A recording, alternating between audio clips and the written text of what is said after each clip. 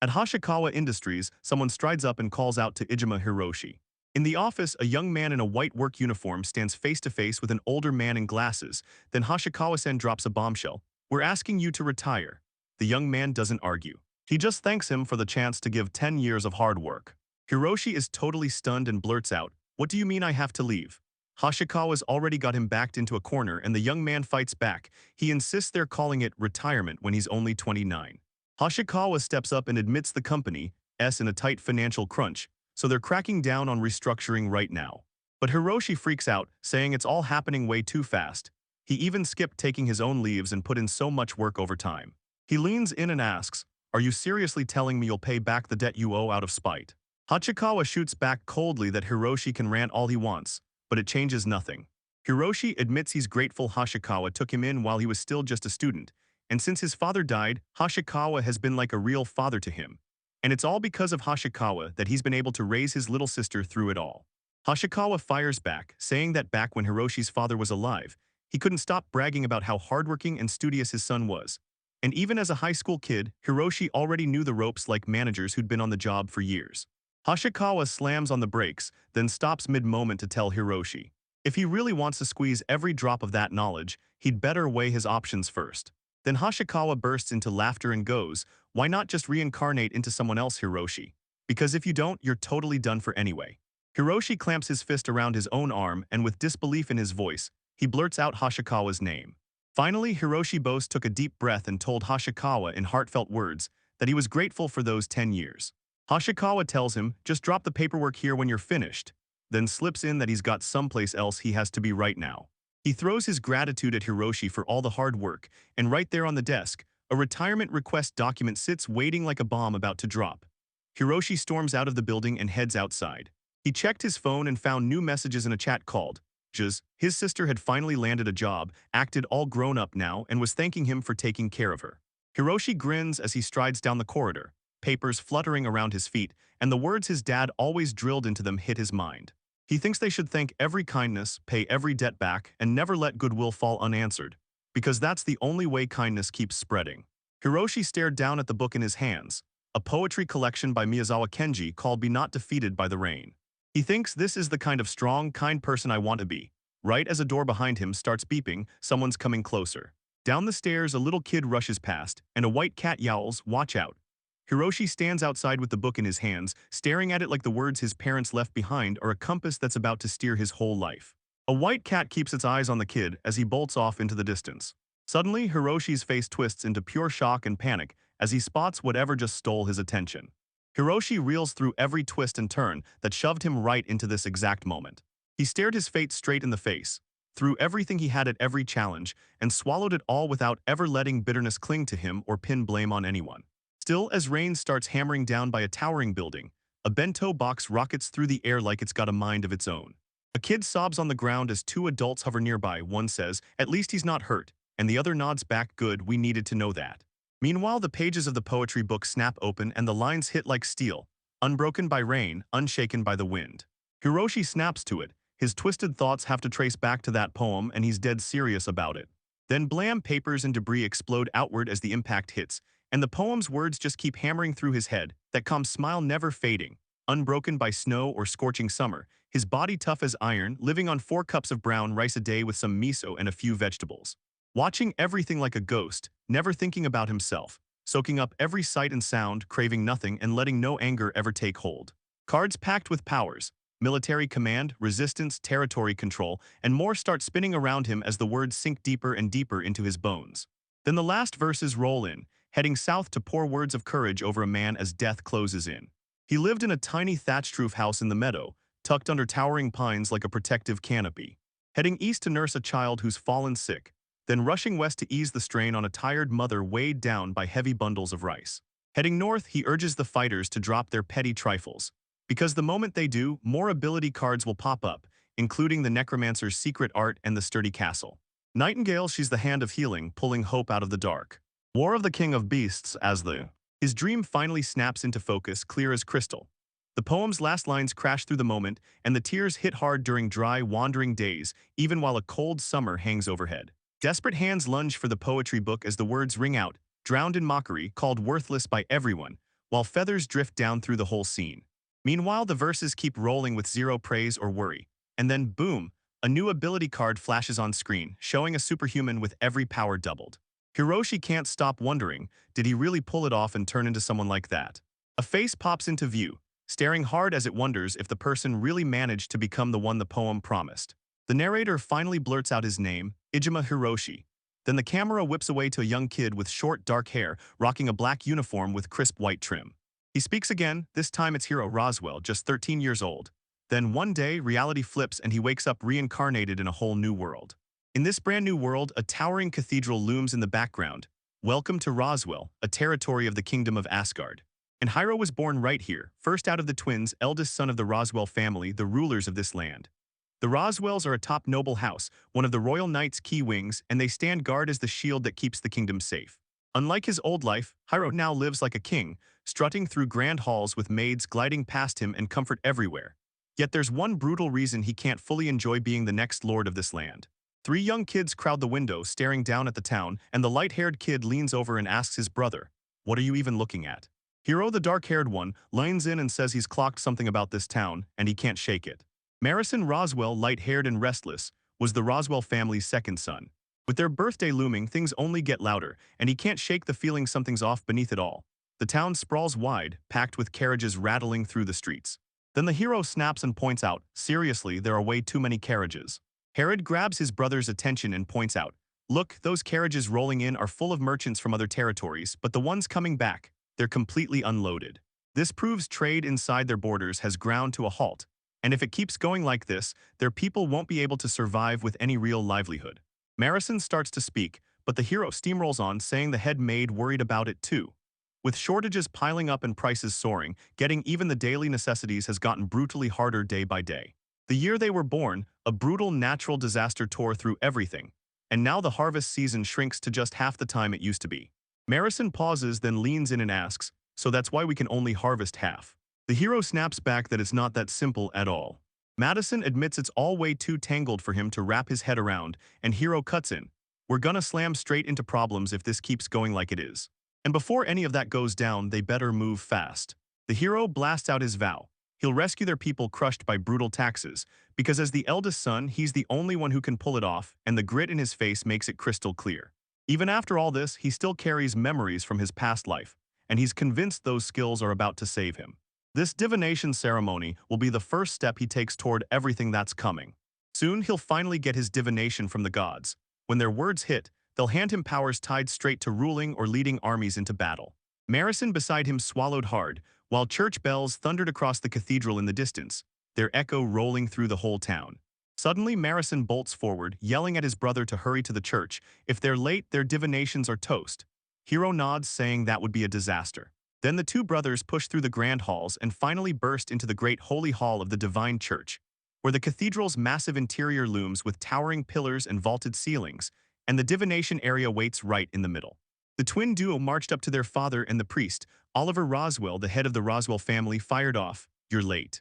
The hero shoots out an apology, admitting he got dragged into a conversation with his brother and lost track of everything. The priest leans in and asks, "Are we starting right now?" But Oliver snaps his gaze to his sons and tells them the future of their family is all on Hiro. Because he's the oldest, he has to step up with sharper awareness and carry the next head of the family. The priest kicks off his explanation. Divinations are revelations that only show up for humans when they finally come of age, and they don't just appear out of nowhere. They reveal themselves as texts right before the person.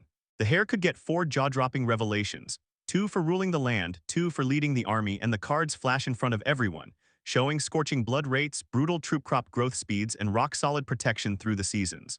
Then the priest snaps into action. He tells them to begin, flips them open to their scriptures, and commands them to start the prayer. And just like that, the divination ceremony erupts into action. Suddenly, the scripture in the hero's hands erupts with blinding light. A divine presence slams into the air right in front of him. An angel with massive feathered wings swoops down from above and reaches for him, and as sacred feathers drift through the space, the divination clicks into place. The angel hangs in midair before the hero, wings stretched wide. He grips the glowing scripture in shaking hands, utterly swallowed by the moment, and as the revelation starts to take shape, his face flickers with shock. Then a lone feather glides past his cheek.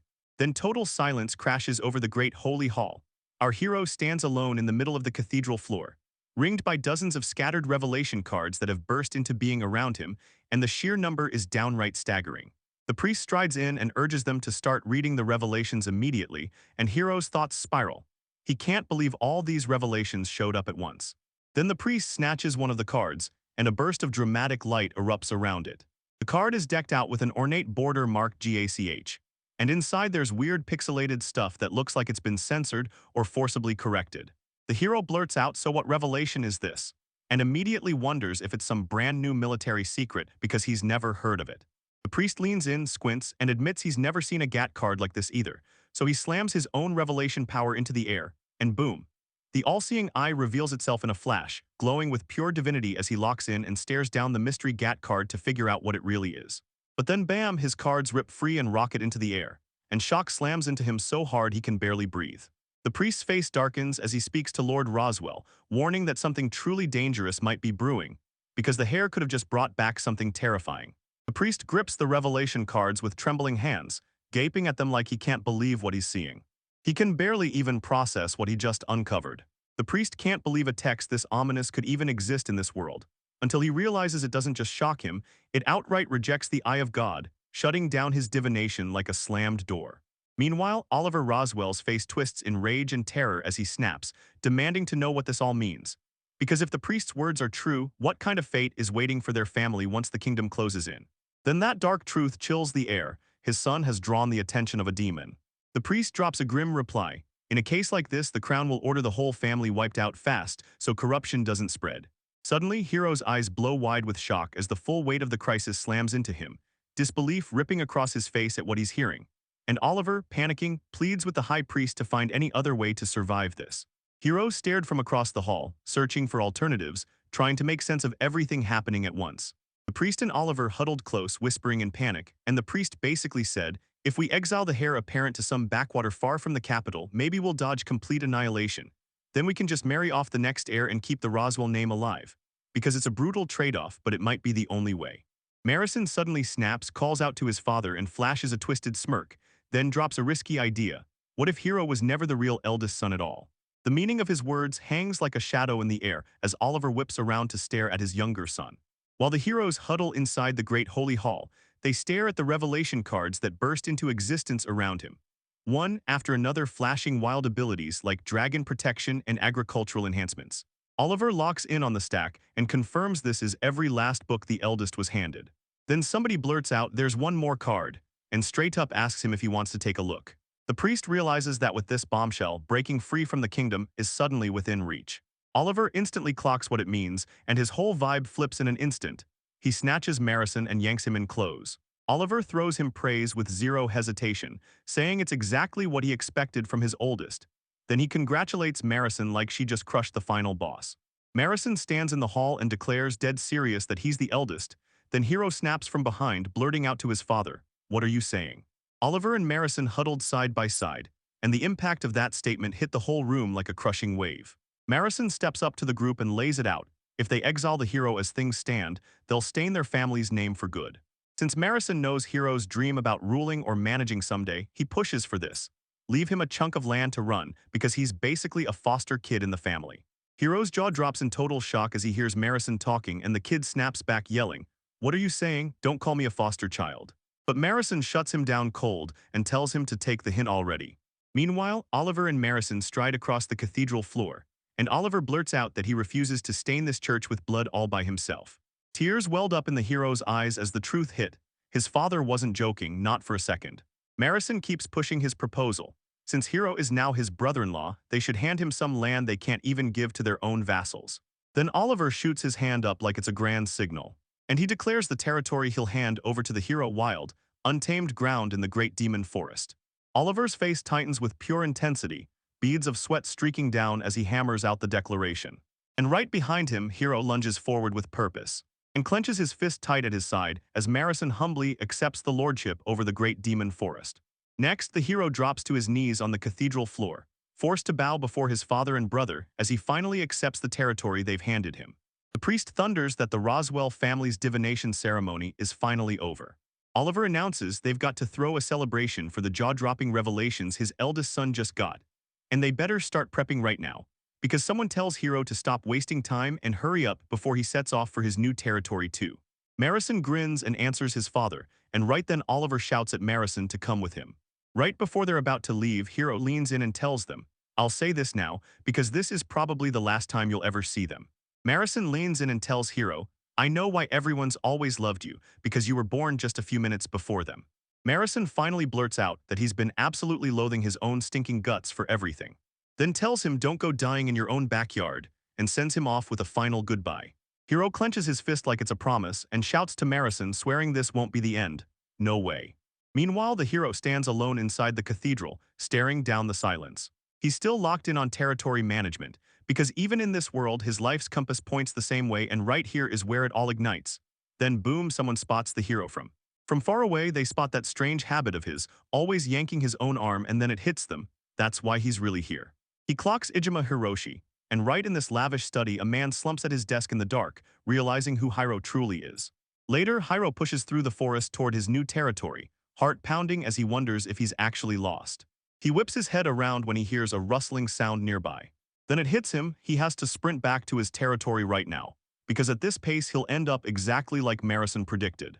As he pushes deeper into the forest, Hiro can't stop thinking about this brand new territory, right near the Great Demon Forest where monsters lurk and danger is everywhere. He's heard the rumors too. The land is brutal and nobody's making trade or farming here. Still, his past life stuffed him with knowledge that could ease the people's suffering right here. And if things go bad, he's got one last trump card tucked away for a final shot. As he strides down the forest path, something snaps his focus like a slap to the senses. He slams on the brakes and spots something up ahead. Then Hiro spots a young girl with pale hair crumpled on the ground, gasping for breath like something terrible just happened. He clocks that she looks absolutely wrecked, then darts right up to her in seconds. She leaned in, asking if she was okay. Hiro barrels over to her and blurts, "Can you hear me? Can you move?" But the girl just lets out a tortured groan, clutching herself as her back wound oozes. He leans in and studies her injury, and that deep wound on her back hits him like a shock, way past anything an amateur could fix. Yet out here in the wilderness, there's no way a doctor could possibly be nearby. He freezes for a beat, then tears into his belongings, hunting for answers. Rummaging through his bags like a man on a mission, grabbing anything he could find that might actually help her.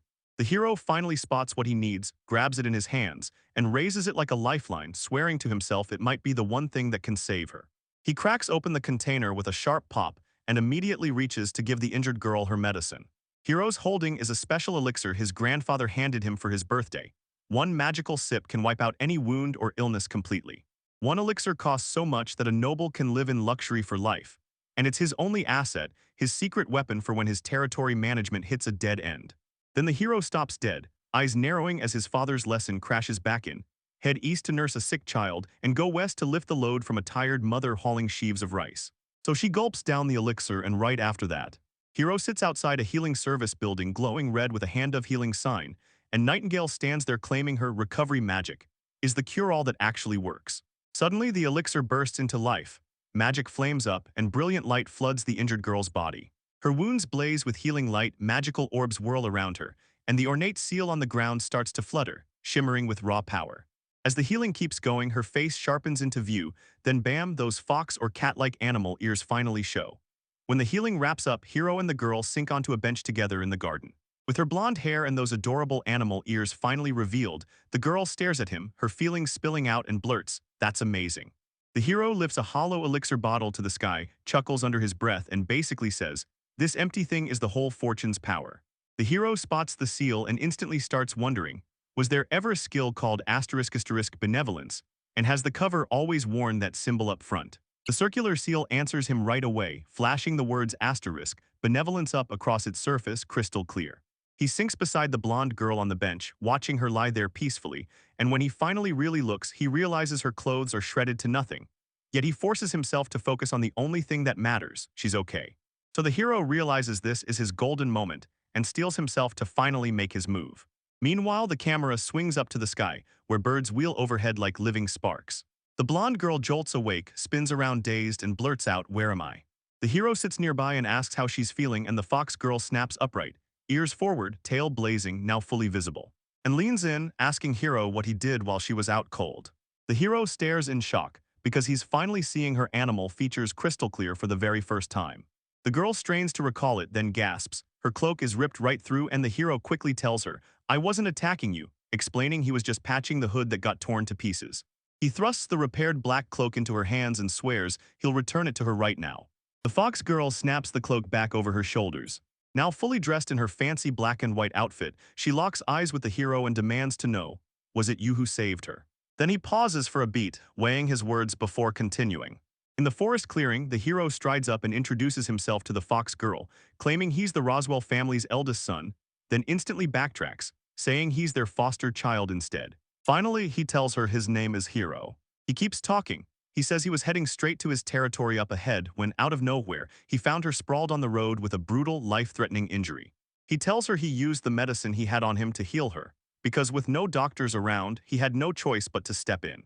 But the fox girl squints hard and tells him straight up he won't slip past her. She slams him with a wild accusation, "You're a slave trader or a mountain bandit," and growls that humans always crave capturing and enslaving demi-humans. She blurts out that the Roswell family are top-tier nobles who command Asgard's royal knights. So there's absolutely no way someone like that would show up in a place like this without official escort or support. The fox girl snaps that there's no way he's got medicine strong enough to fix a wound like hers, and the empty elixir bottle clinks loudly as it tumbles to the ground. Suddenly, the fox girl snaps her gaze down to the ornament on the ground and freezes in pure shock.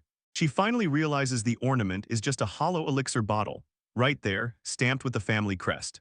The hero blurts out, "I only had one shot," and breaks into relief because it actually worked, while the fox girl just freezes, replaying it in her head. She demands to know why he'd risk such priceless medicine on a beast man he's never even met. The hero pauses, then racks their brain like the answer is staring them in the face. He told himself straight-faced that no elixir could ever match the worth of a single life. He can't help wondering, saving someone who's seconds from death, is that really so weird? The fox girl's sharp expression melts into something softer as she finally absorbs what he says. Then the fox girl grins like the sun just broke through, bursting with real joy and saying, "This is the first time I've ever seen a noble who could say that with a straight face." After shifting to another patch of the forest, Hero drops the line that his noble status is basically on shaky ground right now. He tells them that because of some harsh circumstances, he's been forced out and can't live with his family anymore, since they treated him like a foster kid and then handed him the crushing job of being the lord of the lands up ahead. The fox girl stares at that empty elixir bottle hanging like a necklace and tells him, "You're just like me." Hero Steen is totally thrown off. She blurts out, "What do you mean?" But the fox girl blurts out that she's the black sheep of her own kind too. She steps up and introduces herself the right way, "I'm Amelia and I'm a war cat." She tells Hero that in her people's tradition you always pay back every favor, no exceptions. And her story comes out like a sweeping wave as she admits that for an elixir worth that much, he's earned a debt she can't ignore. Meanwhile, out on the road, Hero and Amelia stand side by side. Then Amelia spots something that's off and the air instantly feels wrong. She leans in and demands to know what's wrong. But then Amelia blurts out that enemies are nearby and the hero snaps, "You mean the ones who hurt you?" Frustration flares in him as Amelia snaps back, "No, it's different. She's talking about the guys standing right over there." Deep in the forest, 4 bandits stalk the scene. One sneers, "Guess they got lucky, we found a noble kid out here all by himself." And another spits back, "They didn't think a beast would be guarding him." Amelia clocks from their conversation that it sounds like they're putting a target on the hero. She tells him, "I'm finally ready to repay you. Right now, I want to settle a little of that debt I owe you." Amelia tells the heroes she'll grab their attention, then orders him to sprint through that opening. The hero demands, "Wait, can you really take on all of them at once?" Amelia shoots a shaky truth into the air. She doesn't think she can. She tells him war cats are built for battle, but then she admits it, she's the weakest of the bunch, and she's sure she doesn't stand a chance against those mountain bandits. Still, she snaps into action anyway. Amelia rains arrows down on the bandits, shouting that she'll buy Hero enough time to slip away. Then her shots land with brutal, earth-shaking force. The hero screams at Amelia, "Don't do it." Meanwhile, the bandits snarled at her, yelling, "You stinking bitch. And for a kitty, you sure have a lot to say." Amelia rockets into close combat with the bandits, and one of them is so sure he's cornered her, until everything goes sideways. But then the hero's danger instincts kick in, his awareness cranking up instantly, while Amelia feels the same threat closing in. A bandit lunges for a sneak attack, but the hero snaps back with a crushing counter. Hiro steps in, warning everyone not to underestimate him as the fight rages on. Then Amelia snaps her claws out and hammers the bandit with a brutal slam, dropping him in one devastating hit. The bandit's face screams that he's been utterly crushed. Amelia stands over her fallen opponent and announces, with full pride, that she's a noble war cat, and then tells them they're a little too different from the average house cat. But one bandit finally spots it. There's only Amelia, and Hiro snaps into action, knowing that even the best war cats can't win once they close in on her from all sides. His spatial movement ability card finally flashes on screen, and it screams explosive power at a crazy 4-0. Suddenly, the power snaps to life. Figures burst into motion, streaking across the battlefield and vanishing into new positions at insane speed. The hero rips through space with his spatial movement power, blasting a massive displacement shockwave across everything. He screams at the bandits to freeze in place, and the teleportation magic rips through the area with a brutal, earth-shaking blast. Ripping through the forest like thunder, it shook the ground and sent the last bandits into full-blown chaos. Amelia rockets forward and unleashes a brutal combo that tears through everything in its path. A bandit lunges in to curse her, but she's already in the air. Then her clawed fists slam down with brutal, crushing hits. Her blows hit like a storm, brutal, precise, knocking the bandits flat while she stands there blood-cold and victorious. She stood over the bodies of her fallen opponents, staring them down like it wasn't over yet, pumping her fist like she'd just won the whole world. Then Amelia swings in and lands another brutal, bone-rattling punch on the bandit. The shockwave ripped through the forest, booming like it had a heartbeat. The bandit lets out a pained groan, stunned that the cat's little punch just laid him out cold. Meanwhile, Amelia flashes a confident grin and leans in, asking how he wants the next one. She lands another brutal strike on the bandit, and his body folds in on itself from the impact. She swallows the truth. She can't take down every single one of them alone because they're still standing there fully unbroken. She practically shouts at Hiro to get out of here. Right now, then Hiro answers, but you can tell by his voice he's not sure he can leave her behind. Amelia suddenly stands atop the sprawled bandits, staring around like she can't believe what just happened, because every enemy is already wiped out. The hero flashes her a thumbs up and goes, "You're seriously pretty strong." Then he rips into her for acting so humble after she said she was weak, like, come on. The shock lands hard. This fight is already done, because every single bandit lies knocked out on the ground. After the fight, Amelia freezes in the forest, trying to wrap her head around what just happened. She swears it feels like her power snapped up out of nowhere, and her techniques are suddenly razor-sharp compared to before. She can't help but wonder if the elixir the hero gave her is the reason, and if this is just some nasty side effect. But then it hits her, elixirs don't actually sharpen technique mastery at all. On the dirt, one beaten bandit mutters that this kid might have beast-taming powers or something. Then the other snarls back that elixirs don't work like that, not at all. Amelia snaps tight with panic and hisses at Hiro to stay frozen. Then a danger sense card pops up, revealing she's unlocked some kind of super sharp awareness. Someone spots the approaching man and shouts that he's trouble, and the moment the threat hits, the hero clamps Amelia to his chest, protecting her as they both feel it coming. Meanwhile, Amelia strides off, and the narration hammers home just how terrifying this man truly is. Hiro keeps Amelia pinned protectively to his side in the background, and she freezes for a beat before blurting something unclear. She's close enough to hear his breath, asking what he means when he says that man is dangerous. Then Amelia admits she couldn't hear a single thing from that man. She couldn't even feel him standing there.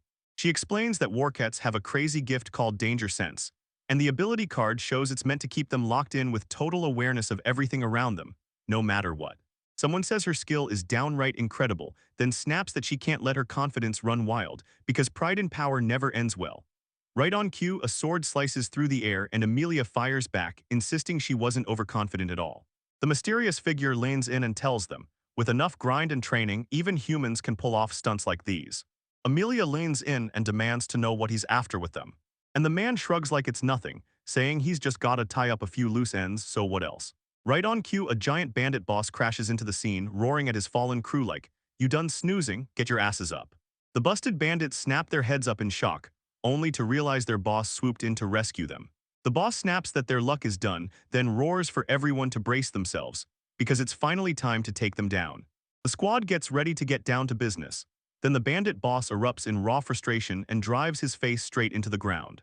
He kept blurting out apologies like it could undo everything, and right then the other bandits were all sprawled on the ground, fully beaten and begging to be spared. Meanwhile, here Amelia and that mysterious, dangerous man loom over them without a single word. The bandit boss steps forward and introduces himself, Smirnov, and boom, you realize he's the mastermind keeping the whole crew in line. He calls them honorable outlaws, not bandits, and they swear they'll never raise a hand on law-abiding people. But then one of his underlings snaps that, thanks to that rule, they're starving, and the guy rages back, saying they can't survive on just grass and booze. Smirnov snaps back at him, yelling, "Who cares about a little hunger?"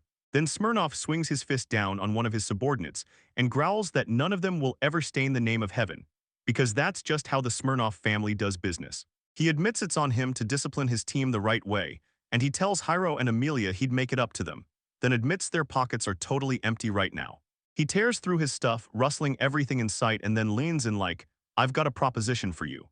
Smirnov lifts up a bag like it's his ace in the hole and practically begs, "So, can I get out with just this?" Confusion erupts the second someone demands, "What happened to your head?" And he stares at the offer, completely baffled.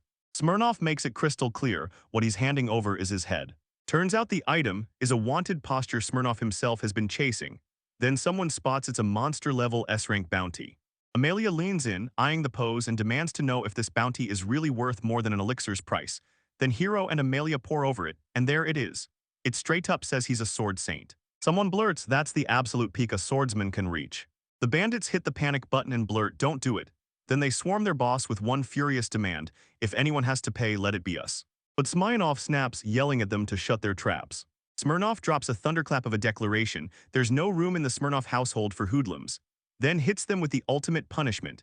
Disowned, shipped back to the countryside, and told to scrape by doing odd jobs like they're nobody. Bandits scatter down the forest path, and Smirnov screams that he never wants to see their faces again. Rustling bursts through the air as they vanish into the thick vegetation. After he cuts ties with his men and ships them off, Smirnov stands alone on the elevated path. And he yells after them, demanding they get back here right now. Tears stream down his cheek, and the emotion on his face is raw, while someone grips what looks exactly like the posture they came for. Suddenly, Smirnov rockets off his spot. Metal clanking screams through the air as he drops with terrifying force and slams the ground with a huge, violent impact. Down below, the bandits shout to their boss, and one of them blurts out, "So, does this mean we're kicked out of the group now?" Smirnov's smirk snaps into pure shock. He can't wrap his head around what he's seeing, because right there in front of the group stands a towering minotaur. With a monstrous battle axe towering over them, the creature steps in, and someone blurts, "It's a minotaur." Tourists stumble in, baffled out of their minds like, why the hell is something this incredible even here? The minotaur rockets ahead like a living wrecking ball, smashing everything in its path with terrifying speed. Hiro braced himself as Amelia staggered, then crashed hard to the ground. A mysterious, dangerous man lingered just nearby, watching every move. Smirnov snaps at them, screaming what they're doing, then barks for them to run. Hiro and Amelia break into a full sprint as the charging beast bears down on them. Then it hits. Once that thing connects, they're not just gone, there won't be a single trace left behind. But then someone yells, "No way, I'm stopping anyone else from dying." Smirnov barrels forward, weapon up and eyes blazing, shouting at the hero, "Beast tamer boy." Then demanding, "Tell me, don't you have some skill to calm this thing down?" Hiro snaps, "I'm not some beast tamer, I've got zero skill for that." Smirnov clenches his weapon hard and the truth hits, there's no way out. Smirnov rockets forward at the Minotaur, weapon raised high, shouting that he'll handle this himself. Then he smashes into the beast with a thunderous metal-clanging hit, smashing through the ground hard enough to blast up a roaring cloud of dust and debris. Meanwhile, Amelia leans in from the side, eyes locked as the battle explodes. Smirnov keeps trading blows with the Minotaur head-on, and Hiro and Amelia stand right behind him, ready for whatever hits next. The bandit boss shouts at Hiro, pushing him to grab the Missy and bolt. Right now, seize this chance or lose it. But Amelia blurts out a furious no. There's no way they can do that, because he'd be stranded to face the monster all by himself. Hiro snaps to Amelia that they have to bolt out of here right now, then he swings the plan. They'll hunt down Smirnov's friends and beg them for help. Amelia's face crumples with dread the moment it clicks. She blurts out that the creature tracked her all the way here, and now she's terrified everyone's going to get pulled into the danger because of her. The hero puts it all together and blurts, "Did the Minotaur go after you?" Because if that monster really followed, then Amelia's injury might have come from the very same beast. Amelia drops her gaze, apologizes to Hiro, and pleads with him to forget about her, then run. Smirnov is screaming from the front lines, ripping into them and demanding to know what the hell they're doing back there. Are they actually going on a date or what? The hero stares up at the Minotaur and instantly understands what's about to smash the world open. He can't believe his eyes, and he's convinced this has to be some kind of sick joke. Because even though it's a bull, the beast's mouth starts glowing with raw energy. Then the Minotaur roars and hurls a brutal blast of fire, flames bursting outward in a violent wave that wrecks everything in its path. Amelia slides into position right between the hero and those incoming flames, yells that she'll take the hit for him, and pushes him to hurry up and run, now. As the fire breath rockets toward them, Amelia steels herself, taking the full blast head-on to shield Hiro. As the fire roars closer, Hiro realizes what's coming, and he blurts out that he'll die protecting someone here too, while a dizzying flood of mystic cards and knowledge-filled books crashes through his mind, spilling ancient wisdom, forbidden taboos, sharp sagacity, and revelation after revelation. The hero admits that dying like this doesn't feel nearly as awful as it should. Then Hiro flings his arms wide, unleashes a power, and a protective energy whips around him, standing between Emilia and the oncoming flames. Emilian spots something off and instantly flips out. Is it just me, or is it boiling in here? Then he can't stop staring, asking what's happening. A glowing summoning circle slashes into the ground, and the hero's eyes widen as he realizes this could be his answer. Emilia knows she has to strike back, but even if she somehow stops the flames, nothing changes, because those fireballs keep chewing through everything in sight. Hiro remembers the one revelation he managed to get, the one even the high priest couldn't decipher, and it slams into him. This is his only option left. With the flames roaring around him, he throws his arms wide and admits, I have no clue what this power even is, and I don't know how to activate it either. White feathers swirl around him as he steels himself and decides to try anyway. Then the hero clenches his last shred of resolve and goes anyway, even if the high priest's warning proves dead right. And the danger is so real it knocks the breath out of the room, because it's literally all he has left. That fierce look on his face says it all. He's decided to unleash this mysterious power, even if the cost is terrifying. Meanwhile, the hero stands frozen in place, surrounded by drifting images of every revelation card he snagged during his ceremony, powers and hard-won knowledge swirling around him like a storm, because this is his last and only shot. The hero thunders that this is his skill, then flips open a gacha card, one that lays out step by step how the entire thing works.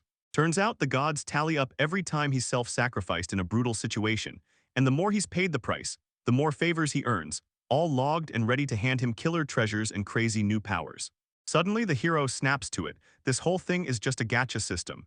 He even admits that in his old life he'd never really won anything from lotteries at all. But there's zero time left for doubt. The divine text lottery kicks off, then a glowing skill card materializes, bursting the whole space with wild, dramatic energy. Emilia thrusts her hands skyward as a divine angel manifestation towers over her, poised to grab whatever the gacha system drops next. A book bursts out of divine light and dives straight toward Emilia, and she can only stare upward as angelic power keeps blooming around her. This book feels totally different, almost innocent, like it's hiding its truth in plain sight while the other revelations go loud and brutal. Emilia snaps the book out of the air, flips it open, and suddenly that rare legendary divine dragon text is in her hands, its cover blazing with an ornate dragon design. Her eyes blow wide as she finally registers what just happened, because this isn't just new, it's straight up incredible. As she snaps the book open, it bursts into a glowing light, and the inside spills out intricate magical circles and razor-detailed diagrams. Emilia barely catches the magic flicker in her vision before something new smashes into the scene. Boom, an enormous white egg, wrapped in ornate bands and inked with ancient script, materializes in front of her, and she just freezes, staring like, wait, what did I just witness? What? Then it all snaps into place in Emilia's head, because this came straight from the Divine Dragon's text. That would mean the Divine Dragon's egg, right there in our hands. She steels herself, then snatches her own resolve and finally makes her move. Emilia shouts at the egg, ordering the Divine Dragon to rise and come forth now. She bursts out of its shell to shield them from the flames. Then she suddenly freezes because she spots something. Staring at the instruction manual drifting beside her, she finally gets it. The Divine Dragon doesn't power up instantly. It needs serious prep and the right conditions to emerge. It has its own favorite foods, and if someone it doesn't like shows up nearby, it snaps and gets furious. She slams the warning into the hero's head, telling him to stay sharp, because once the truth clicks, they'll all be. Right here, if this goes wrong, we'll be reduced to cinders. And she can't help but worry, is asking Mr. Divine Dragon to protect them really too much with everything that's going on? Hiro and Emilia face the Divine Dragon egg on the dead, barren ground. Then someone spots something closing in. Suddenly, a brutal explosion detonates with earth-shaking force, blasting shockwaves across the entire terrain. Emilia Shields fights the blast as fierce, ripping winds slam through the area. When the dust finally clears, Emilia strides forward and shouts, asking the two of them if they're still standing. The hero finally snaps to it. She just saved them all, and now he's scrambling to make sense of what they've all survived. When someone says it's just one wild disaster after another, first the Minotaurus and now this. Then boom, a colossal ancient dragon crashes into view, all majestic antlers and blazing wings towering over them like the end of the world. Emilia clocks the danger in an instant, and even she has to admit she can't handle something like that. A massive dragon looms over them, hurling insults, dismissing them as lower life forms, and swearing he'd never face the two of them together. Then the dragon snaps and unleashes its full fury on the Minotaur. He hammers it with brutal force, shouting "Cowhead," and the dragon growls that its stomach is empty and its mood is nasty, while the Minotaur's nonstop snorting and snoring does absolutely nothing to help. Then the dragon warns. If it can't get to that Minotaur to eat, violence is next. It clocked a mouth-watering scent in the air, maybe because that cow creature's own fire breath cooked parts of itself. But when he takes a closer look, the truth hits hard. The Dryden Minotaur isn't edible, not a single piece. Amelia blurts out, "Do you think that dragon is here to help us?" The dragon rips open the sky with a brutal breath attack, unleashing raw power like a raging storm. Smirnoff scoffs and says a dragon helping humans is the kind of miracle you only ever hear about in legends. The dragon shrugs it off and casually confirms everything. Someone demands to know why a proud, noble dragon would ever lift a claw to help humans, and the dragon shrugs. "I didn't come for any big reason, I just felt one of my own out there." Then out of nowhere, Dryden snaps, demanding to know where they got that egg from because that strange feeling. It's been pointing to the truth the whole time. Amelia squirmed and confessed she didn't really understand it. Somehow, it just spilled out of her like it had a mind of its own. The dragon stares it down, crunches the meaning in its mind, and you can tell it finally gets what's going on. An ancient dragon roars that it will take command of the dragon egg, warning that it can't be left out here like this. Then Hero, Amelia, and Smirnoff just stand frozen before the massive beast as it makes its claim. The dragon snaps into explanation. This egg is a keepsake from the divine dragon, and if it ever ended up in human hands, it would be a blow to a dragon's dignity. Right there on the ground between them sits the ornate egg, gleaming like trouble. Amelia's face tightens with worry as the dragon keeps talking.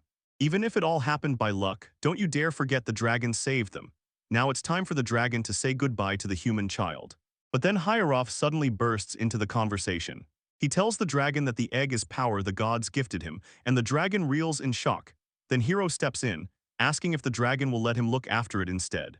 The dragon unfurls its colossal wings, the ground trembling as rage blazes in its chest at that audacious request. Amelia panics, snapped that this went too far, and Smirnov shot forward, "Leave it to me. I'll hold the dragon back so you can run and get away as fast as you can." Someone shoots off an apology, trying to make things right.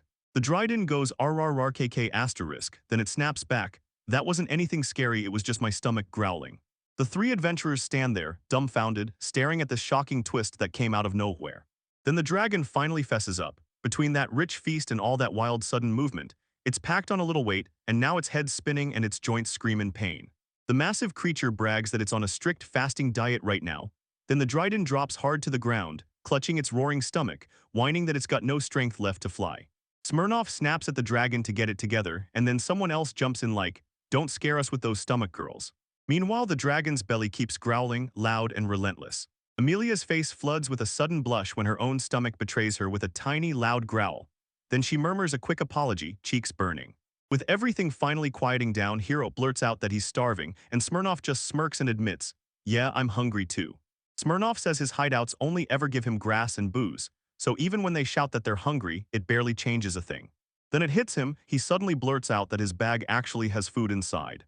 Amelia drops the bombshell that her people have handed down rare artifacts for generations. Then she lays it all out on the table. A pig's worth of pork with soy sauce, sugar, and salt, plus a handful of warming herbs meant to heat the body from the inside out. The hero's eyes blaze the second he spots the soy sauce, and he can't help but blurt out, "You really have it." Meanwhile, the dragon sniffs the bottles, demanding to know why this sauce is supposed to be so damn special. The hero shoots them a confident grin, tells them to step back and trust him, and swears they'll never regret it. The stage is set, Hero is about to cook up a meal for this bizarre bunch. Later, the ancient dragon dives into the feast with pure joy, tearing into every bite while blurting that the cooking is downright divine. Smirnoff chugs drink after drink, like he can't stop even if his life depended on it. The massive dragon keeps tearing through its meal, and right there in the forest clearing, the group can't believe their luck as they chow down on their totally unexpected feast. Hero proudly serves the food he cooked, saying he whipped up a ginger fry and a bandit's hot pot. The ancient dragon and Amelia chow down with zero hesitation, while Hero grins and tells them he's thrilled it matches exactly what they like. Amelia digs into the hot pot, raves that it's so crunchy and delicious, and then leans in, asking what he used to make it. The hero lifts a slime creature up in triumph and tells everyone he made it using the slimes nearby. Then the dragon freezes, utterly stunned. The hero tells them the maid said it's actually edible, so he begs them to teach him how to fillet the thing, and yeah, it looks disgusting, but the moment he tastes it, he's like, "Not gonna lie, it's surprisingly good." He says there are literally tons of them everywhere, then urges everyone to dig in and eat to their heart's content. Meanwhile, someone blurts out that they've got one question they've been dying to ask both of them. Smirnov shoots the question, so what dragged you here? He points out this is a death zone even adventurers steer clear of, so yeah, it's definitely not a spot where a noble can take an easy, carefree stroll. The hero tells them he was already rushing to his territory up ahead when, out of nowhere, he stumbled right over Amelia collapsed on the roadside.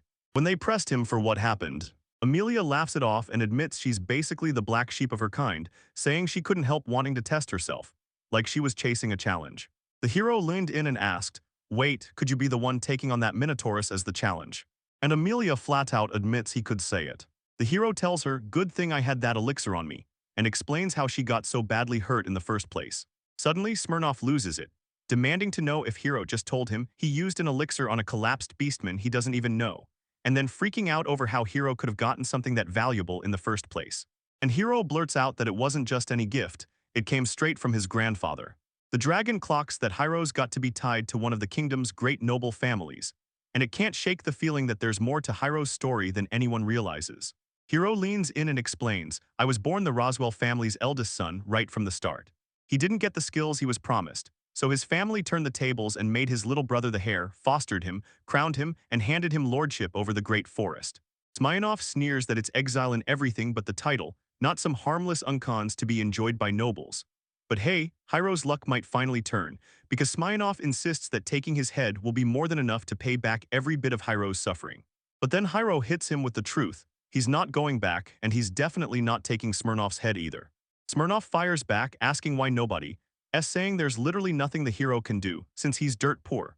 But the hero snaps that he'd gladly stay broke if it means he can keep from betraying the man who just saved his life. Then someone snaps at Hero to look, and tells him straight up that there's a cap on how far he can keep being nice to people, because that way will never earn him a thing. But Hero just shrugs it off and says, "That's fine." The hero lays it all out. He doesn't just want power, he wants to reach the people who are struggling and choose someone else's happiness over his own. He says it again, louder this time, and that's exactly who he's determined to become. Smirnov breaks into a grin and says, "Yeah, whoa, you've got one heck of a nice guy here, all right." Meanwhile, someone leans in and asks, "What about the girl? She's coming with Milord, right?" Amelia nods and says, "Yeah, she's tagging along, and she'll repay the hero bit by bit for that elixir." Right here, someone calls out Emma's Lord Hero and makes it clear what's going down. Then Smirnov smirks and asks, "Why don't you guys become heroes too, like the underlings?" He leans in and tells them, "We're more than ready, send any job that needs muscle and we'll handle it." He tells them they might be bandits out there right now, but they've got hearts of gold. And I swear, if Nillard needs the help, we'll step in, because if it comes down to it, we can throw hands. Hero nods and agrees but draws a hard line. "No violence, no stealing, got it." Smirnov smirks like that was obvious. They clasped hands as card after card, packed with castle diagrams and other juicy info, swirled around them like it was all part of the show. The whole scene spins as they sway together in perfect rhythm. Meanwhile, the ancient dragon leans in and growls, asking whether the hero is leaving him out of everything. Amelia perks up and instantly clocks the reeking smell of alcohol. But the dragon won't stop. It keeps pressuring Hiro, saying, "You've charmed me with your cooking." Then it heaps on the praise so hard that at any moment it just might let Hiro take charge of the divine dragon's egg. The dragon announces, "I think that makes us sworn friends, tell me I'm wrong," and the hero snaps back, "If you say so, ancient dragon." The dragon grins and tells Hiro it's hungry for even more delicious dishes. He shoots back an answer, and you just know he'll go for something healthier next time. And then boom, a card snaps into view, flashing the ring of health like it's about to change everything. Someone blurts out in shock at what this turns out to be.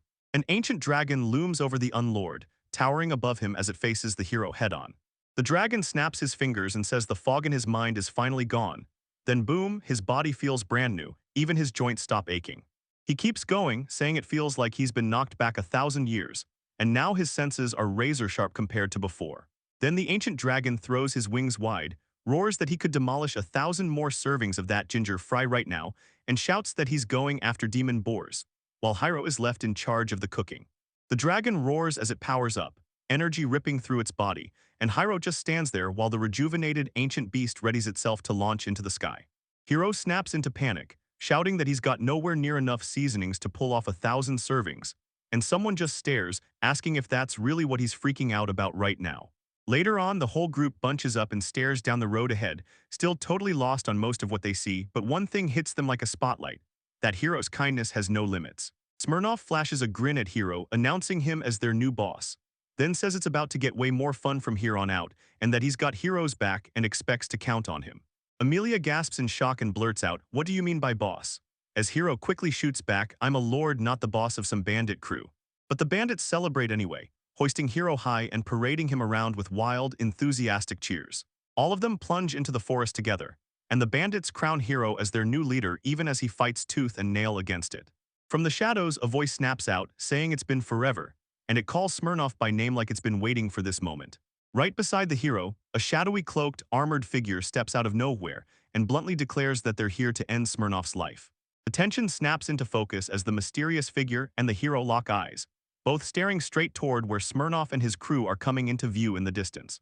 Smirnoff snaps back at the threat, tells Richard he's done sugarcoating, then hits him with the real question.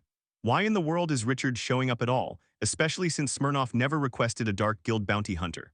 Suddenly, Hiro snaps to it, this Dark Guild is behind everything, because he remembers his father once mentioning them. They're a shadowy crew that slips into jobs the world can't admit. Assassinations, robberies, kidnappings, even torture. And some folks swear they're the ones quietly tugging the government's strings. Richard leans into Smirnoff and lays it out, this is how far he's crashed. That man used to be the Holy City's Knight Order's bright hope, and now he's out there hunting bandits just to scrape together pocket money. Smirnoff smirks right back, asks if Richard ever falls and flips the whole question on him. Smirnoff flashes a grin and shoots back. Oh please, Richard's got jokes for someone who was born into a rich noble family and then dropped all the way down to becoming a mountain bandit. Amelia freezes in shock and blurts out, "Wait, Smirnoff, are you really a noble?" Smirnoff just smirks and shoots back, "Do you really need to ask?" And the moment you look at him you can tell, he screams noble from the inside out. Everyone else reacts to the bombshell, but Amelia can't stop thinking, no matter how she looks at him, he still screams bandit. Someone mutters that they always believed he was a savage, and another voice swears, "We'll remember that." Smirnoff leans in and spills his backstory, because it wasn't some random fall at all. Those nobles hoarding coin with crushing taxes lit a fire in him, and that's why he cut ties with his own family. Richard shrugs it off, truth or lies don't matter now, because Smirnoff is dying right here no matter what. But Smirnoff just smirks back, confident as ever, and tells Richard it won't be that easy, because a work hat is now on his side. A fresh voice rolls in saying, "I thought I heard your voice." Then it asks straight up about a war cat. Out of nowhere, a white-haired war cat darts in and greets Amelia. Then the newcomer chuckles, saying, "It's been a while." Malia's eyes go wide with pure shock, and she can't even find a word to answer. The white-haired war cat blurts, "So she's been hiding here," and fires a question, could Amelia have a reason to show up? Then Amelia has to open her mouth and give an answer. The white-haired war cat leans in and says Amelia might have slipped into the great forest, because that's where their people's treasure, Artemis Bow, is buried in the ruins. The war cat slams Amelia with cruel laughter, gloating that she failed, because of course the village's weakest, most useless black sheep couldn't possibly pull it off. At this point there's no way out, this is just how it has to go. The white-haired war cat presses on, claiming it all traces back to the eyes, those eyes of hers. Then the work starts drifting back into memories, when everyone was calling Amelia a child prodigy with that bow, and Amelia even tried to teach her like she was some big shot. The war cat asks if Amelia remembers, then blurts, "Who'd ever guess your eyes would suddenly start falling apart like that?" And admits, with a grin, she actually loved watching Amelia's life flip upside down. The white-haired war cat won't stop taunting, glaring down from the ground like she owns the place. She straight up brings up when she was giving Amelia fighting lessons. Back then, Amelia couldn't even land a hit, much less touch her back. Then she laughs bitterly because Amelia was so frustrated during all of it. And the way Amelia's face lit up, or rather twisted, when she remembered it, because just thinking about that moment still sends shivers down her spine. Amelia is hit with pure shock and then fury as the mocking comes at her. Richard Warren Smirnoff calls him "my lord," warns him this is a horrible mistake, and basically says Smirnoff's lucky if he even makes it out alive. He says the Dark Guild isn't just some trashy mob, every single member is terrifyingly skilled, tough enough to take down 1,000 soldiers, and with the right job they could have been real heroes. Then Richard looks back on the Holy City swordsmanship tournament when he faced Smirnoff and swears it took everything he had just to land a single hit. But now that idiot's gotten even stronger than before. Meanwhile, the white-haired war cat snaps that if Hiro had charged in like a maniac, that kid would have been victim number one. Someone admits they don't call Smirnoff a sword sink for nothing. The war cat leans in and declares, "Trust me, I've got a perfect eye." Because they're such good friends, she figures she might as well throw out an offer. She'll give Amelia one single chance. The white-haired war cat barks at Amelia, promising she can land one free hit. She makes Amelia lock in, aim clean for the vitals, and if Amelia's insanely lucky, she just might drop her. Amelia's eyes widen in pure shock as she stares at what she's seeing. Smirnoff leans in, reassures Amelia, and tells her it'll be okay, because the god of war is backing them. He pats her gently, certain one clean hit can end it, and then he leans in, urging Amelia on with a bold suggestion. Amelia doubts herself hard, insisting her eyes are useless and that there's no way she can pull it off. Smirnoff leans in and tells Amelia, just do what you can, give it your best shot. Then he adds, if it doesn't pan out, we'll bolt and make our escape. Amelia beams at him, then promises she'll give it everything she's got. Amelia braces herself, swears she's going in, and inside her head she grins like it's no big deal, same as drawing a bow, the same thing she's done 1,000 times. She narrows her eyes, locks in her focus, steadies her racing heart, and fires everything she's got straight at the target. Then she fires the shot with explosive force, right as the white-haired war cat snaps her bare hand around the arrow and catches it midair. Amelia just freezes in pure shock, staring at what happened like she can't process it, because there's no way she's really seeing this. No way she missed, she absolutely nailed it. Then the white-haired war cat slams down onto the ground with a brutal thud. And right there someone nearby shrugs like, beasts will be beasts, I guess. Richard snaps at them not to get cocky just because they lucked out during playtime. Then he calls them idiots and says the gap between him and all of them is crystal clear, and now he's about to kick off his massacre. Smirnoff nods like, yeah, I see it too, because that really is a huge difference. Then Smirnoff leans in and tells Richard, I'll let you die like a true swordsman. Richard starts to speak, and you can tell he's bracing to say he'd better be grateful. They slam into each other with a thunderous blast, and Smirnoff reveals a crucial truth. When he said there was a huge difference, he wasn't talking talk. He was saying he's way stronger because the impact of their collision rattled the whole area. Then Richard crumples to the ground, defeated. Smirnoff towers over him and screams that this cowardly way of fighting is exactly how bandits swing. Suddenly, Hero Roswell steps onto the scene with his arms crossed and a confident grin. Then he bursts into laughter and declares, I'm the new lord of the great forest. Someone mutters through clenched teeth that this whole thing is nothing but bullshit. The hero whips around to Amelia and asks how long she's planning to sleep, then declares the plan just changed, because they're going to take out that brat. Amelia just nods and accepts the order. But Smirnoff steps in, confronts them head-on, and fires back, asking if they still have the guts to talk tough after that display. Meanwhile, someone shouts to his lord, come now, or you'll walk in to find there isn't a single ginger fry left for you. A brutal impact detonates across the battlefield, shaking everything to the core, and someone freezes in total shock at what just slammed into existence. Out of nowhere, the ancient dragon bursts into view as a deer, its massive antlers towering over everyone like a living nightmare. Smirnoff gapes up in pure disbelief, stammering, what the hell is this thing? Amelia jolts her gaze upward in terror and blurts, why is a legendary monster here? As Hero and Amelia huddle side by side, the colossal beast looms over them, an ancient dragon staring them down and demanding who they are, while someone blurts that these folks came here to kill Boss Hero. The dragon's face turns grim as it growls at them for trying to steal its dinner, then snaps back fast, wait, I meant my sworn friend. And before they can breathe, it declares, you're the ones becoming my dinner. And terrified screams ripped through the air as the people below erupted in panic. Then the dragon rips its jaws wide open, boom. The whole fight is over in a heartbeat, and everyone crumples to the ground. The dragon stares down, sighs, and asks, is it over already? Then sweeps them off with a brutal, you're all just useless. Standing amid the wreckage, someone blurts, did you go too far? And the reply hits like a punch. If we don't do at least this much, our enemies will just come back and target us again. Amelia's eyes widened in shock at what she'd just unleashed, admitting she never thought she could land a hit that strong. Smirnoff leans in and tells her, yeah, I already told you the god of war is on our side. Someone presses Smirnoff and demands, so who is this god of war you've been hyping? Someone shouts to Lord Hero asking, so, do you actually have what it takes to lead in battle? The hero nods like, yeah, I've got some, and proudly flashes skill cards for military command, a rock-solid castle, and repository management. Hero finally admits it. Yeah, part of him really wishes he could have been stronger himself. But Smirnoff lays it out. Those effects stack, and then explode into something absurdly powerful, pulling back the curtain and exposing the god of war's real identity. He leans into Hiro and tells him, as a lord, my strength isn't like yours, it's something else. Then the group's full power finally slams into view. Smirnoff bursts onto the scene as a mythic-tier swordsman, worth 1,000 men, a real sword saint, while Amelia gets the terrifying reputation for a sure-hit, sure-kill bow that can drop even heroes. Then the ancient dragon drops the biggest reveal of all. On top of that insane firepower, the hero is bound by sworn friendship with another ancient dragon, the one guarding the divine dragon egg. A narrator cuts in to hammer the point.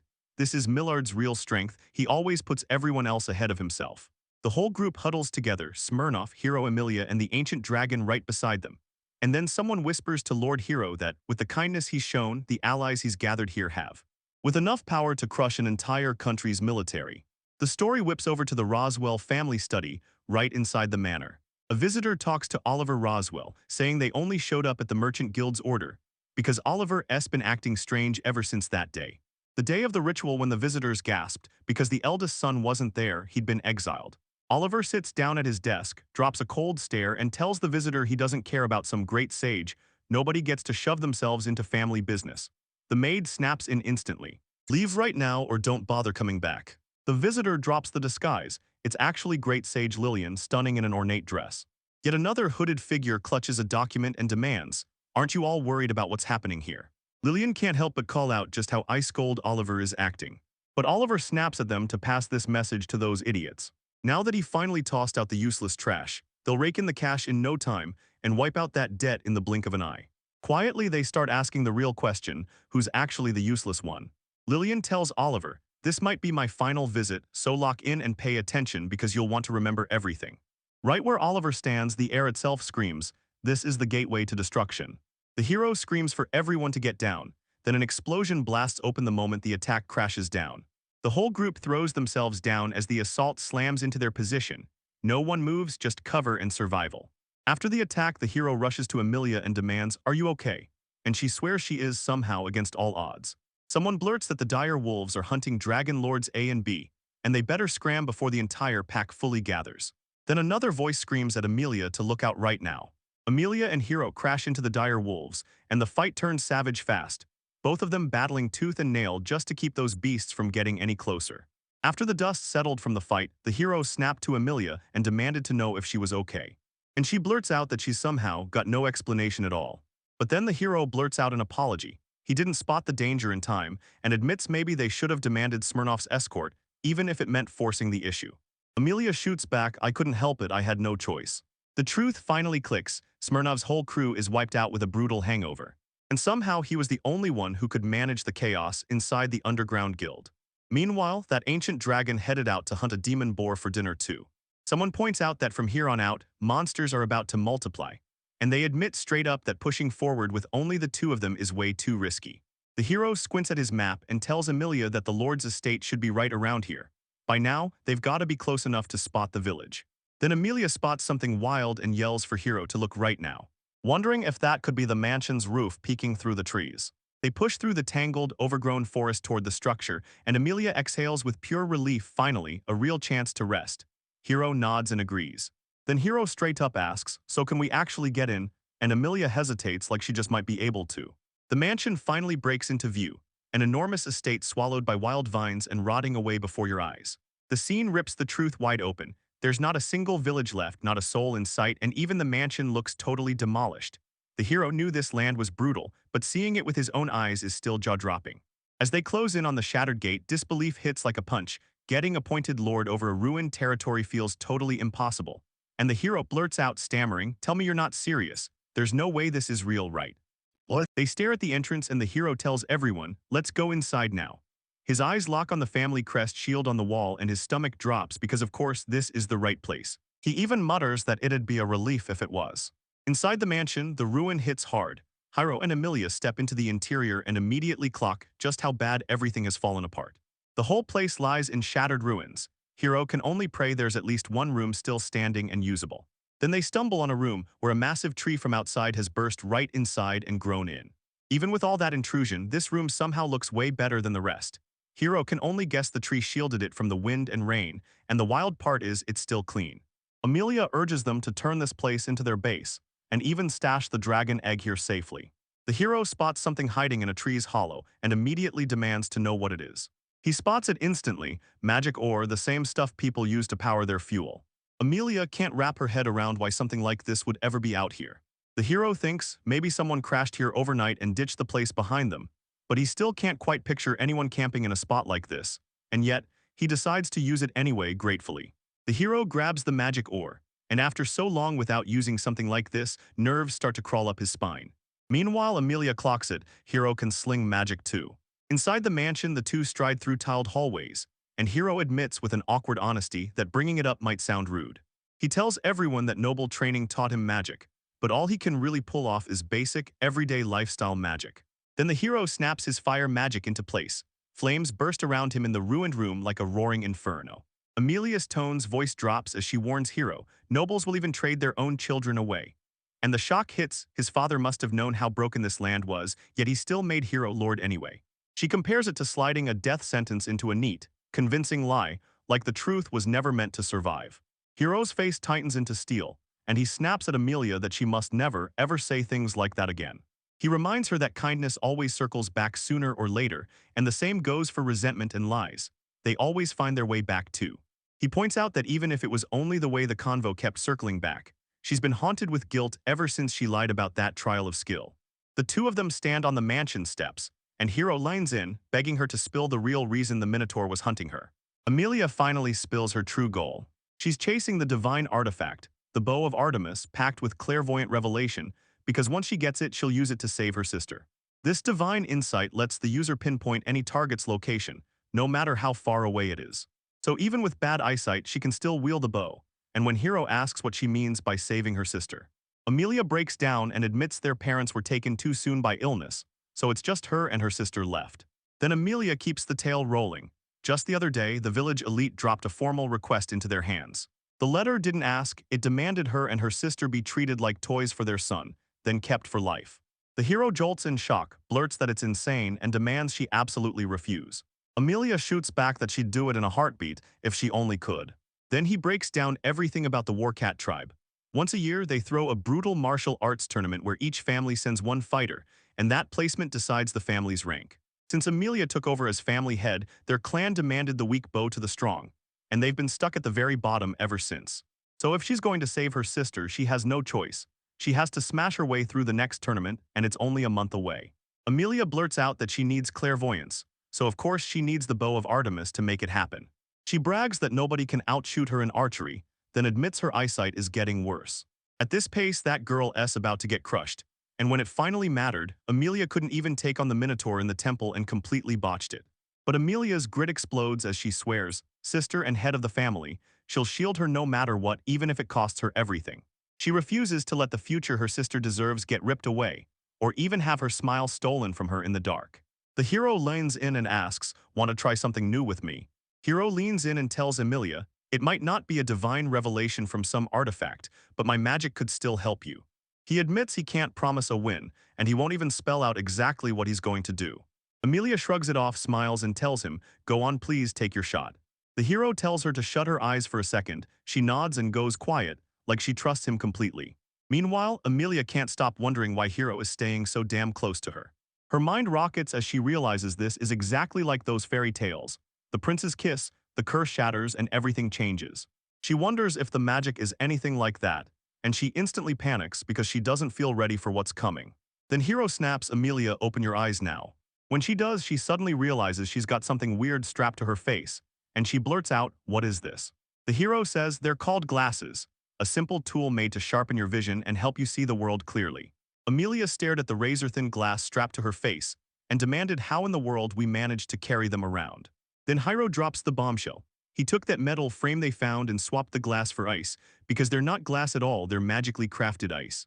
Hiro tells her he carved the glasses from memories of his past life, so they might not be perfect right out of the gate, but once they're tweaked to match her eyesight, they'll finally let her see clearly. Amelia snaps, calling out to Hiro and pointing straight at his magic. The ice frames are melting away, and the hero blurts out an apology for how unstable everything is. Amelia flicks on her brand new vision, and even now far-off things still blur around the edges. But she can finally see her hands again, and now the whole room comes into view too. She can actually see them with her own eyes, and the sudden improvement leaves her absolutely stunned. Amelia lunges into Hiro's arms and blurts out a huge, heartfelt "thank you." The hero shouts her name, then gets slammed by an unexpected hug, completely stunned. Through Amelia's glasses, a new truth snaps into focus. She's finally seen it, and now there's one more thing. Hiro whispers her name, and Amelia blurts that he's got the most handsome face she's ever seen. She blurts out in stunned shock, staring at him and demanding, "What are you suddenly talking about?" He lunges to block her as she closes the distance, but Haroff blurts her name again, and Amelia snaps back that he can just call her that. They stood shoulder to shoulder, way too close, with their faces nearly touching in that electrifying moment. But right as everything hits perfectly, that moment gets yanked away. Both of them snap around at the same strange sound. Then bam, a blinding flash erupts in the space between them, and this white, fuzzy creature pops into existence with a deafening roar, while the cloth over the egg starts glowing right away. Amelia stares at it, and the light pouring out hits like a punch. Hiro and Amelia both flinch as something materializes between them, and another blinding flash erupts. A revelation book slams into existence, glowing with dragon-powered blessings, and the pages scream about a surge in your vitality. Hiro demands answers on what's happening right now, while Amelia realizes it's a revelation book. Then a shocking new revelation about dragons starts brewing, and it's getting impossible to ignore. The two revelation books slam together and start merging into one. As the books twist and reshape, they slam their powers together, and the whole world flips with a brand new revelation. The Divine Dragon Merchant, bursting to life through explosive, dramatic light effects. The hero stares at it in shock. If even the ancient dragon bows, this thing is pure, terrifying power, and that's when he realizes. It's the Lord Divine Dragon. Suddenly, Amelia spots the egg cracking open, and Hiro snaps into shock the moment he realizes what's happening. The egg splits wide open, and out pops a tiny horned creature from the darkness inside. Hiro and Amelia both lock onto the tiny kid in front of them, just staring like they can't believe what they're seeing. A fan blurts out, "Is this really the Lord Divine Dragon?" And the caption snaps back, confirming it. The Lord Divine Dragon has been reborn right here. Watch this baby dragon get bathed, splashing like crazy and chirping these tiny, joyful sounds. Someone tells the little one to hold still, warning that if any bubbles pop into the dragon's eyes, it's going to sting like crazy. Then the baby dragon blurts out, "So you're not coming into the bath, Papa." Another voice jokes that the bubbles tickle like crazy, and someone pleads with the dragon, "Please just bear with it." The story keeps going. Papa's swamped right now, stitching clothes and pounding laundry, and just as the baby dragon calls for him, someone blurts out, "Don't peek," before the trouble can start. Meanwhile, someone tosses out the idea of a sudden change of clothes. The baby dragon huffs, then asks again, "Papa, you're getting in the bath with us, right?" Heroes waited outside the bath area as Amelia helped the little one get clean, towel in hand.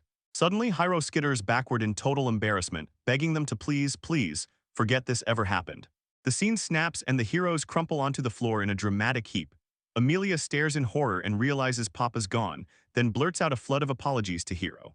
Later on, Hiro looks back and realizes it was all smooth sailing right up, until the Divine Duke Dragon egg finally hatched. The baby dried off as the comments kept insisting it never saw things spiral into this mess. They all freeze, staring at the little wet dragon crouched in front of them, and then it hits someone. This isn't just a kid, it's the Divine Duke Dragon. Amelia blurts out whether the Divine Duke Dragon is a dragon race legend like the ancient ones, and Hiro shoots back that the stories don't call him a dragon at all. They swear he's from the Dragonoid race. Hiro and Amelia loom over the newborn baby dragon, trading tense looks, then one person blurts, "What if we just ask it?" While another shoots back, "Yeah, but can it even talk after hatching?" But this tiny baby dragon locks eyes with them, then stares even harder, like it's about to say something. He forced out a few broken syllables that sounded like he was trying to call his parents. Right then, the baby dragon screams "Mama," and fires the cry straight at Amelia. She freezes in pure shock. While everyone gawks that Amelia is now the dragon's mama, Hiro just can't wrap his head around how any of this even happened. Amelia then reveals a wild truth. Dragons don't just exist, they also leave an imprint. The hero suddenly realizes those two were the first faces the dragon ever saw the moment it was born. The baby dragon lets out excited calls, chanting to both of them, Amelia as Mama and his Papa to the hero. That tiny dragon bounces between them, buzzing with excitement, and Hiro leans in like, "Okay, what do we do now?" Then he decides they've got to figure everything out right now. But right now, everything's urgent. Hiro tells Amelia and the baby dragon they're getting cleaned up right away, starting with a bath. And that baby dragon proudly declares, "I'm going to bathe." Meanwhile, out in the yard, Hiro scrubs his laundry in a wooden tub, working away like it's no big deal. Hunched over his work, he suddenly feels his back crack and the hero groans, muttering at how it all went wrong, then exhales a weary sigh while his body protests with every aching beat of that hard labor. He stares at the mess he can't believe is his life, shocked that he's really ended up raising a daughter, and then it hits him. That whole raising environment and slow maturation instruction manual wasn't a joke at all. Staring at the busted, falling apart buildings around them, Hiro starts panicking, because even if he wants to raise her here, they've got nothing. No real place to live, no supplies, and no way to make it work. Then this baby dragon trots up and asks, right to Papa's face, if his tummy hurts. The hero finally cracks. He admits he's weak, drowning in problems, and all he can think to do is bolt and run. But the hero shrugs it off, grinning, telling them it's totally fine. He was just lost in thought for a moment. Suddenly, that baby dragon pops in wearing a wild outfit, frills, ribbons, the whole show, and Amelia turns to Hiro like, Do you want me to kiss the pain right out of you? And the hero blurts out like, in such a short time, you actually pulled off cute clothes like that. Emilia's just as shocked, I'm surprised too. Hero can't believe it, tearing apart the bedsheets, and his canopy was totally worth it, because that baby dragon actually loved it. The baby dragon tilts her head and asks, be honest, am I cute? And Emilia double-checks the outfit and with a nervous laugh, admits she's never dressed anyone before. He reassures her that it's perfect, and then he adds that the tied-up hair looks insanely cute too.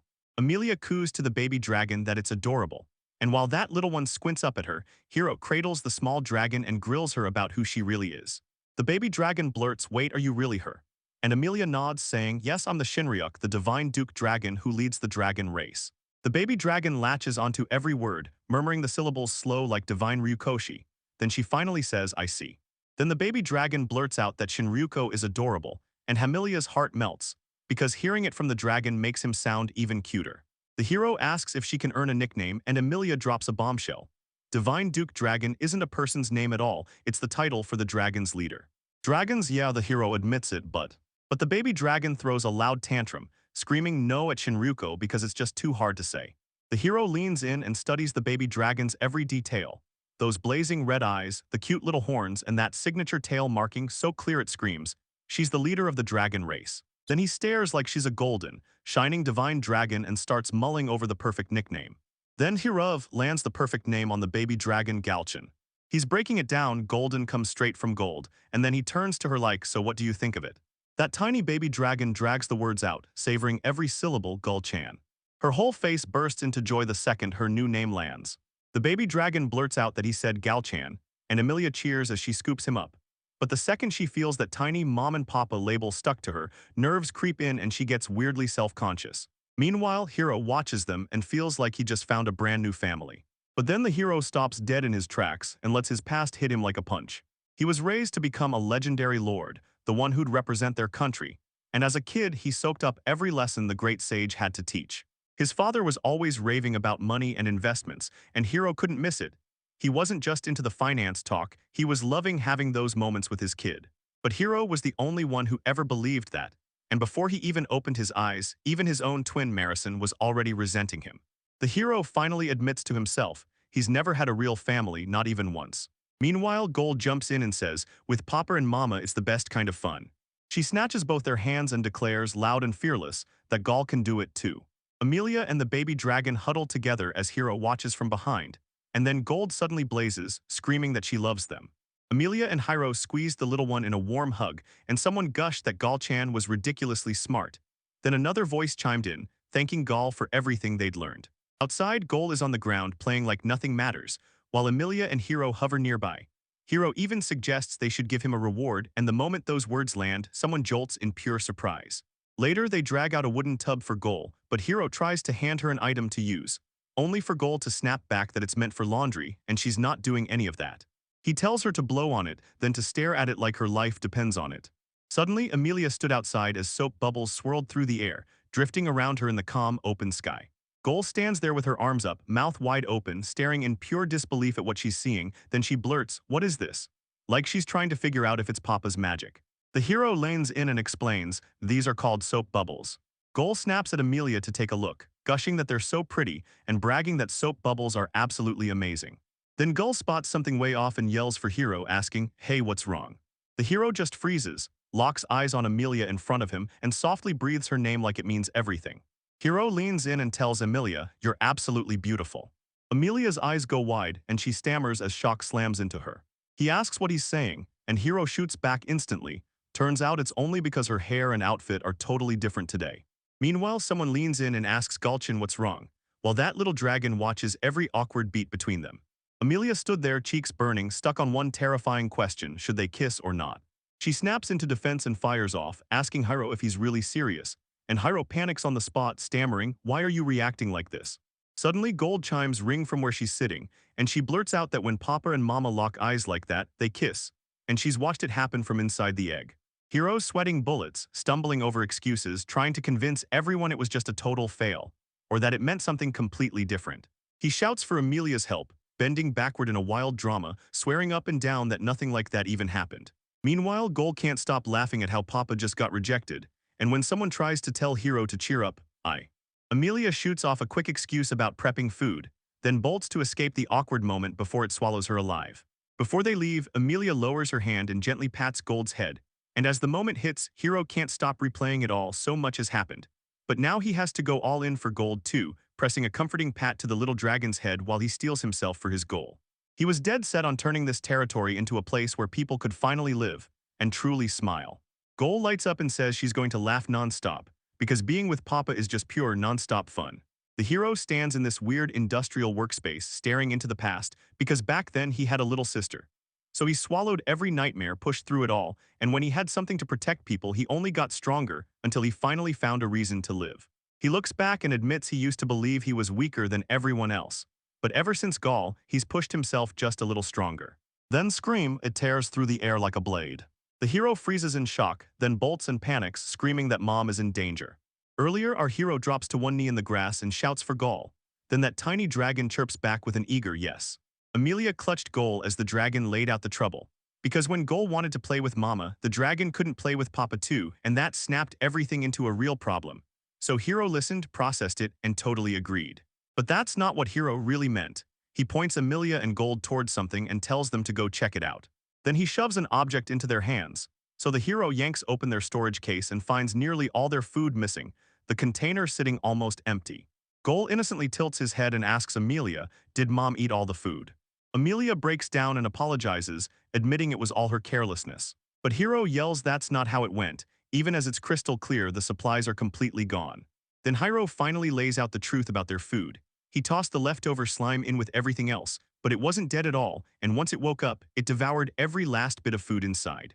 So that's why Amelia screamed and then face-planted yesterday. She opened the bag, and a giant slime was staring back at her. The hero keeps talking, saying their last scraps are just the slime, a little seasoning, and that dried meat he'd been hauling. Because the pork that carried everything else is totally, completely gone. He jolts in shock, blurting, "What did you just say?" Suddenly, a colossal figure with massive antlers materializes right in front of Hiro.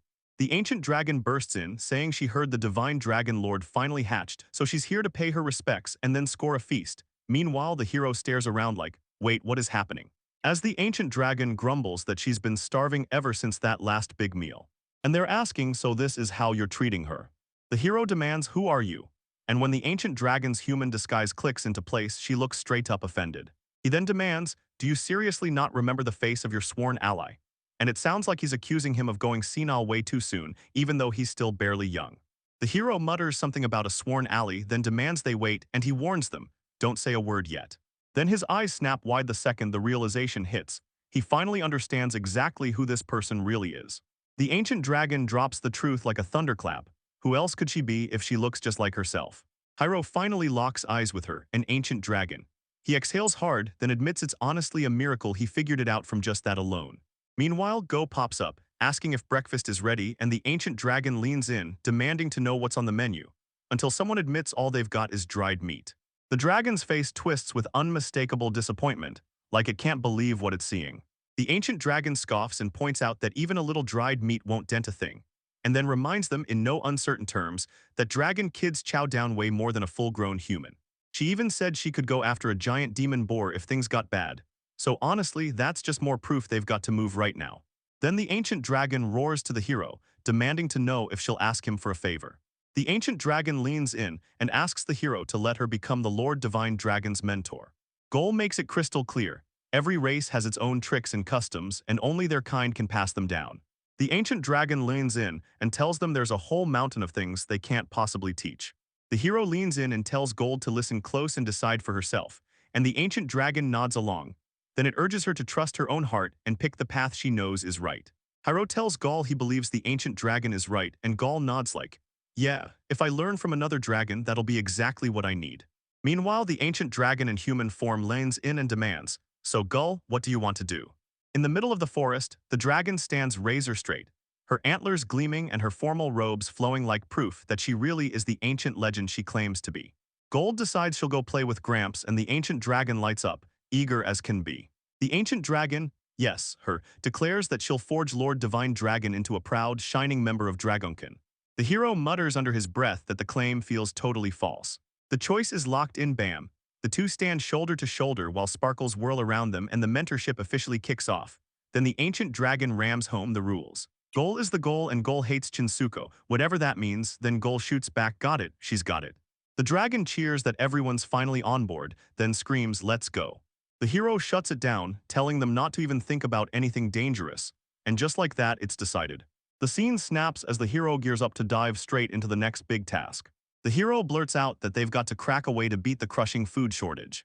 The ancient dragon dredges something up, and the hero blurts out, since that ancient beast was made my mentor, I figured this is the perfect way for me to finally be useful too. Suddenly, Amelia steps forward with her bow raised and begs to be allowed to go hunting, because the food situation is so bad that everyone has to pitch in. Amelia breaks it down. The catfolk hunt every day, chow down on what they catch, and if anything's left, they stash it away as winter stockpiles so they never end up starving. They even turned animal parts into clothes and tools, then swapped horns and pelts for seasonings and spicy goods. The hero leans in and grills the question, what hunting tools do you have? But Amelia shoots back that even if all it is amounts to hunting with nothing but traps and all. They're pressed for time, so the quickest move is for her to just show him right now. Amelia tells Hero she'll start with the easiest trap of all, just vines and sticks, because this is the first hunting lesson kids learn. She explains the warrior catfolk never brought supplies from afar. They gathered everything right on the spot, because even a whiff could tip off the animals and trigger the trap. They've spotted a trail nearby, so they'll set the trap right there. They braid living vines across the estate into a wicked rope, then snap tree branches into place as the trigger. Boom, that's all the setup they need. Meanwhile, Amelia points to the game trail ahead, slipping out from that vile wood, and warns me that something seriously dangerous might be lurking right in this area. The hero tells them he swept the area before everyone gathered, and nothing dangerous even showed up, so they can finally breathe easy. Amelia exhales with relief, and says that if it's only a short stretch away in the nearby forest, they might even score wild vegetables while they're at it. Still, she shoots them a warning, don't drop your guard for even a second.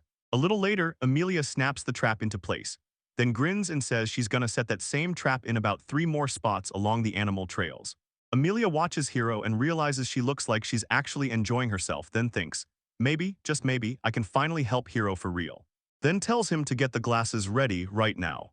The hero leans in and demands to know what she's planning to do next. Amelia leans in and says she's going straight for that. She's squinting at that distant white bird on a branch, wishing she had a bow in her hands right this second. The hero's left staring, wondering how she's even going to land the shot from this distance. Amelia grins and says she'll use it today, then she lifts a braided sling like she's ready to go. Turns out the cat-eared tribe has mastered slings, and it's one of their signature weapons, strong enough to bring down the biggest game out there.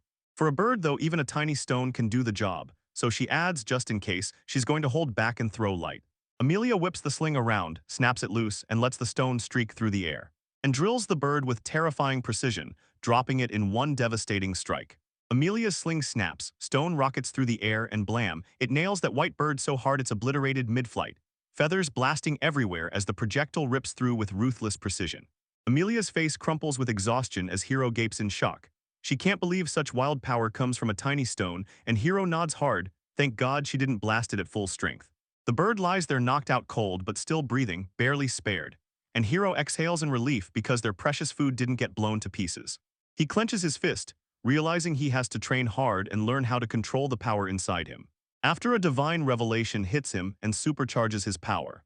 Meanwhile at the house, Goal stands on the rooftop and yells for her mama and papa like her life depends on it.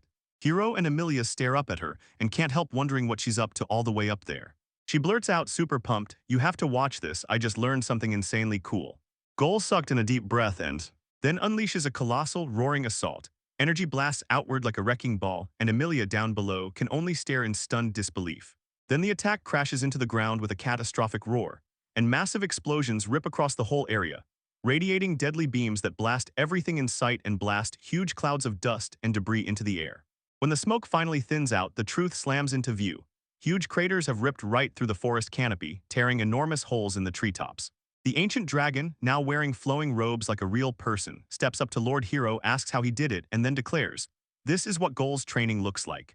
Down on the ground, Go sprawls there, drained to the bone after that monster blast, while the ancient dragon watches in awe and says she can already unleash the dragon tribe's ultimate, an annihilating roar, exactly like they'd predict for the future leader of the dragon tribe. Suddenly, Goal rockets in, all fired up, shouting to Hiro that it was incredible.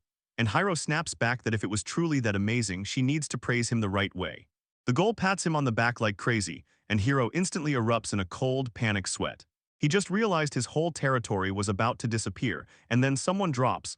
That's seriously impressive. Did the ancient dragon teach you that? From the dark shadows, an ancient dragon bursts into view.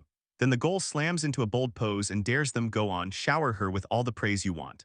The ancient dragon slumps in tattered robes, looking utterly wrecked, and then Gull flicks a glance at him and shrugs, no dinner for you tonight. The ancient dragon erupts in protest, demanding to know why everything has to be this way, and then snaps back. He points out they saw it too because he handed down the dragon tribe's ultimate technique, the one that can erase everything. But then someone calls them out. Yeah, they did say they're struggling with their food supply. Then Hiro lays into them and explains just how bad this is. Like, even though vegetables are rare luxuries in his lands, he still wants to know if they understand how many days of food just got wiped out by that one swing. As the lord of this land, he refuses to ignore it. Gull bristles and snaps that this punishment feels way too cruel, asking where their usual soft-hearted lord even went, only for the hero to stay rock solid and declare, "Wrong is wrong," warning that if he lets this slide, their whole domain will crumble into ruin. The ancient dragon steps up to take over as the appointed mentor. Then the Ghoul leans in and begs him to say something, but the ancient dragon just awkwardly looks off to the side.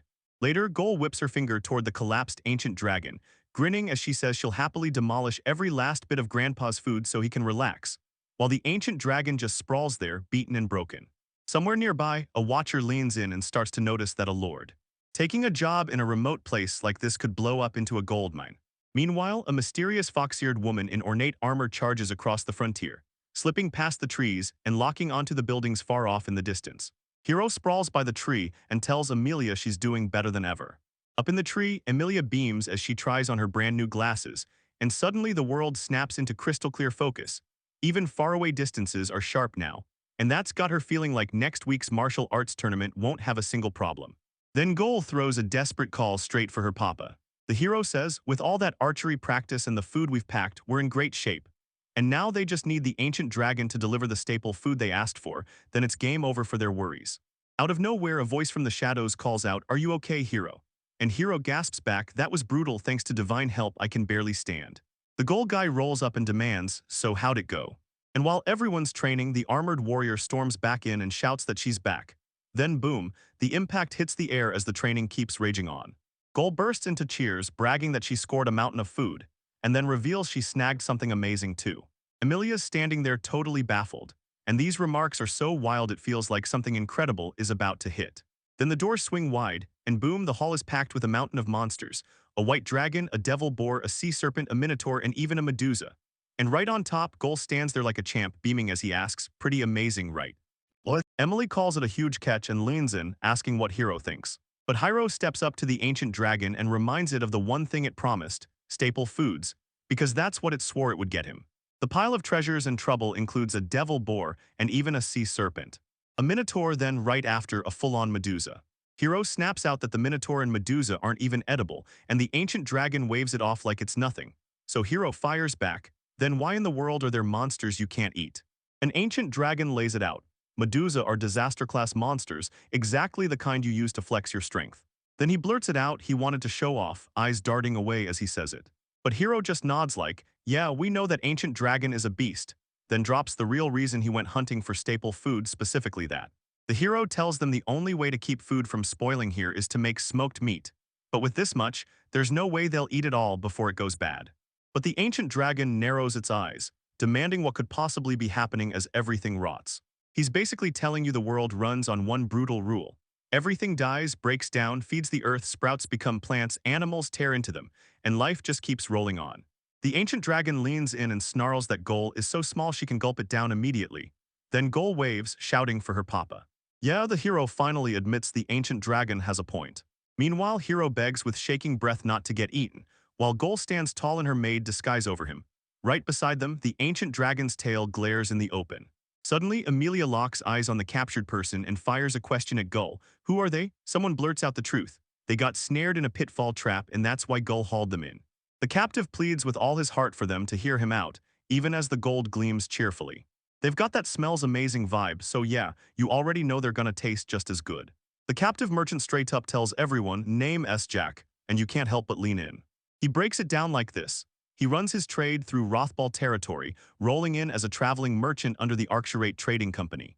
But the group can't shake the feeling that this traveling merchant is way too far from home for comfort. Since Far Out doesn't have a wagon or any bags, it immediately feels way more suspicious than rare. Then Jack rips open his magical bag and shows them his goods are all packed inside his.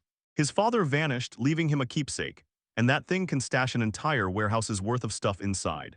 Jack admits the bag is worth a fortune, but it comes with a brutal catch. He inherited every single debt his father stacked up with it, and that's why he dragged himself all the way out here. Jack spills that ever since the Rothwell territory's successor was chosen, everything's gone sideways. Prices shot into the sky, shelves are almost empty, and even when he manages to stock up, he can't sell a thing because it's all too expensive. At this rate, he can't even scrape together a living, so he's been hustling across other territories to buy goods, using his grand mansion as the pit stop in between. Jack says he spotted everyone last week when he slipped by, so today he stalked back again, this time to walk up and make a proper introduction. Meanwhile, the goal process is the whole situation, everything hangs on it. Realizing the crushing weight of those heavy taxes hitting people, way faster than anyone ever expected. Even with that magical artifact in Jack's hands, an edge that should let him trade circles around every merchant, his business is still somehow bleeding money. Goal realizes that if Oliver and Marison keep tearing through things, Rothwell territory will be wrecked for good, so he knows he has to act right now before it's too late. Then Goal leans in and asks Hiro what's wrong, and whether her catch just didn't land. But Hiro grudgingly admits it's still a little disappointing. Amelia tells Goal that Jack's a shopkeeper who sells all kinds of goodies, and Goal immediately realizes, if they chow down on him, they'll lose their supply of tasty snacks for good.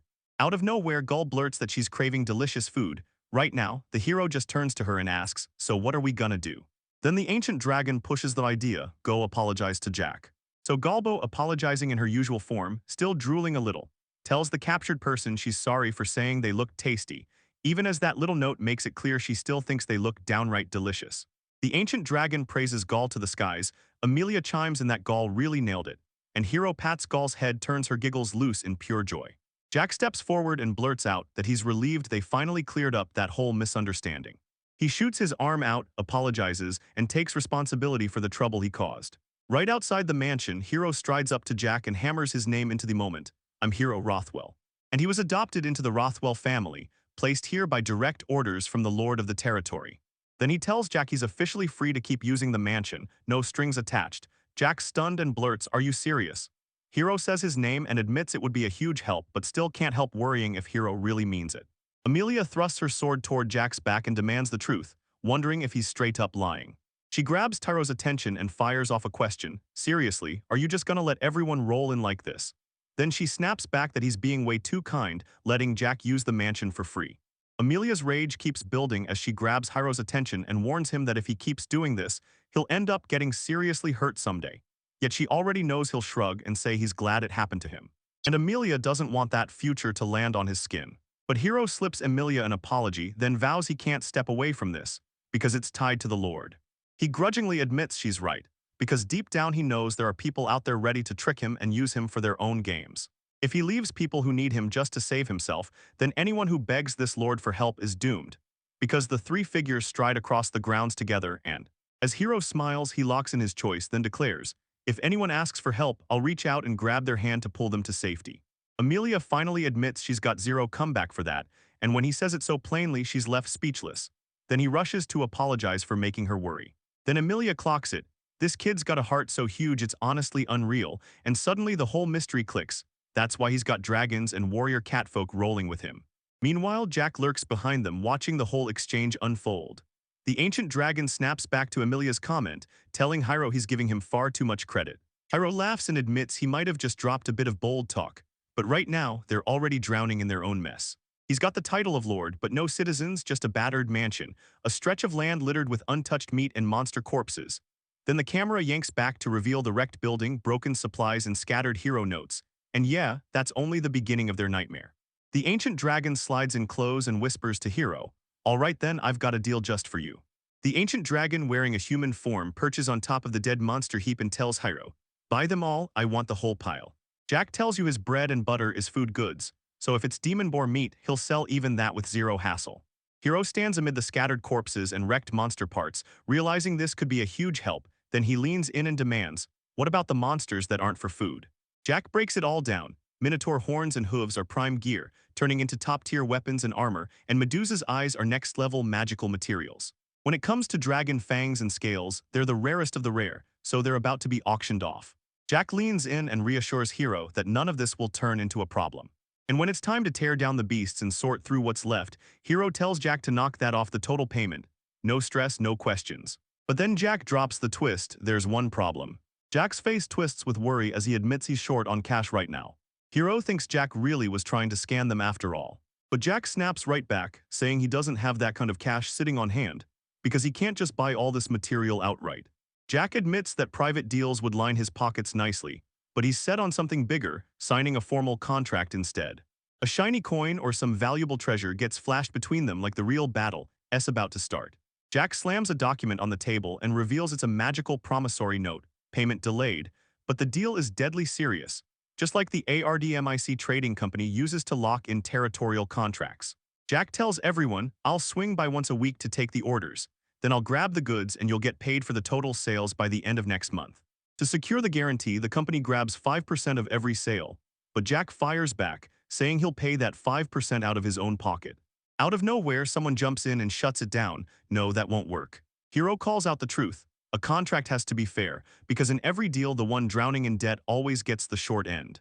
And honestly, just carving out a trade route on this brutal frontier is already a huge win for him. The hero asks, should we sign the contract and move forward? And Jack quickly blurts out an apology, admitting his awful behavior was just him desperate to lock this deal in. Then Jack breaks it down. Art Mac Company doesn't just deal with regular folks. It's got serious business with noble families too, so every contract demands a guarantor, either the wife or the husband's heir. The hero points out that half the nobles can't handle a single coin. They blow their money like they don't care. Jack shrugs it off as a mere formality and asks, would it be okay if someone stepped in as Hiro's wife for the paperwork?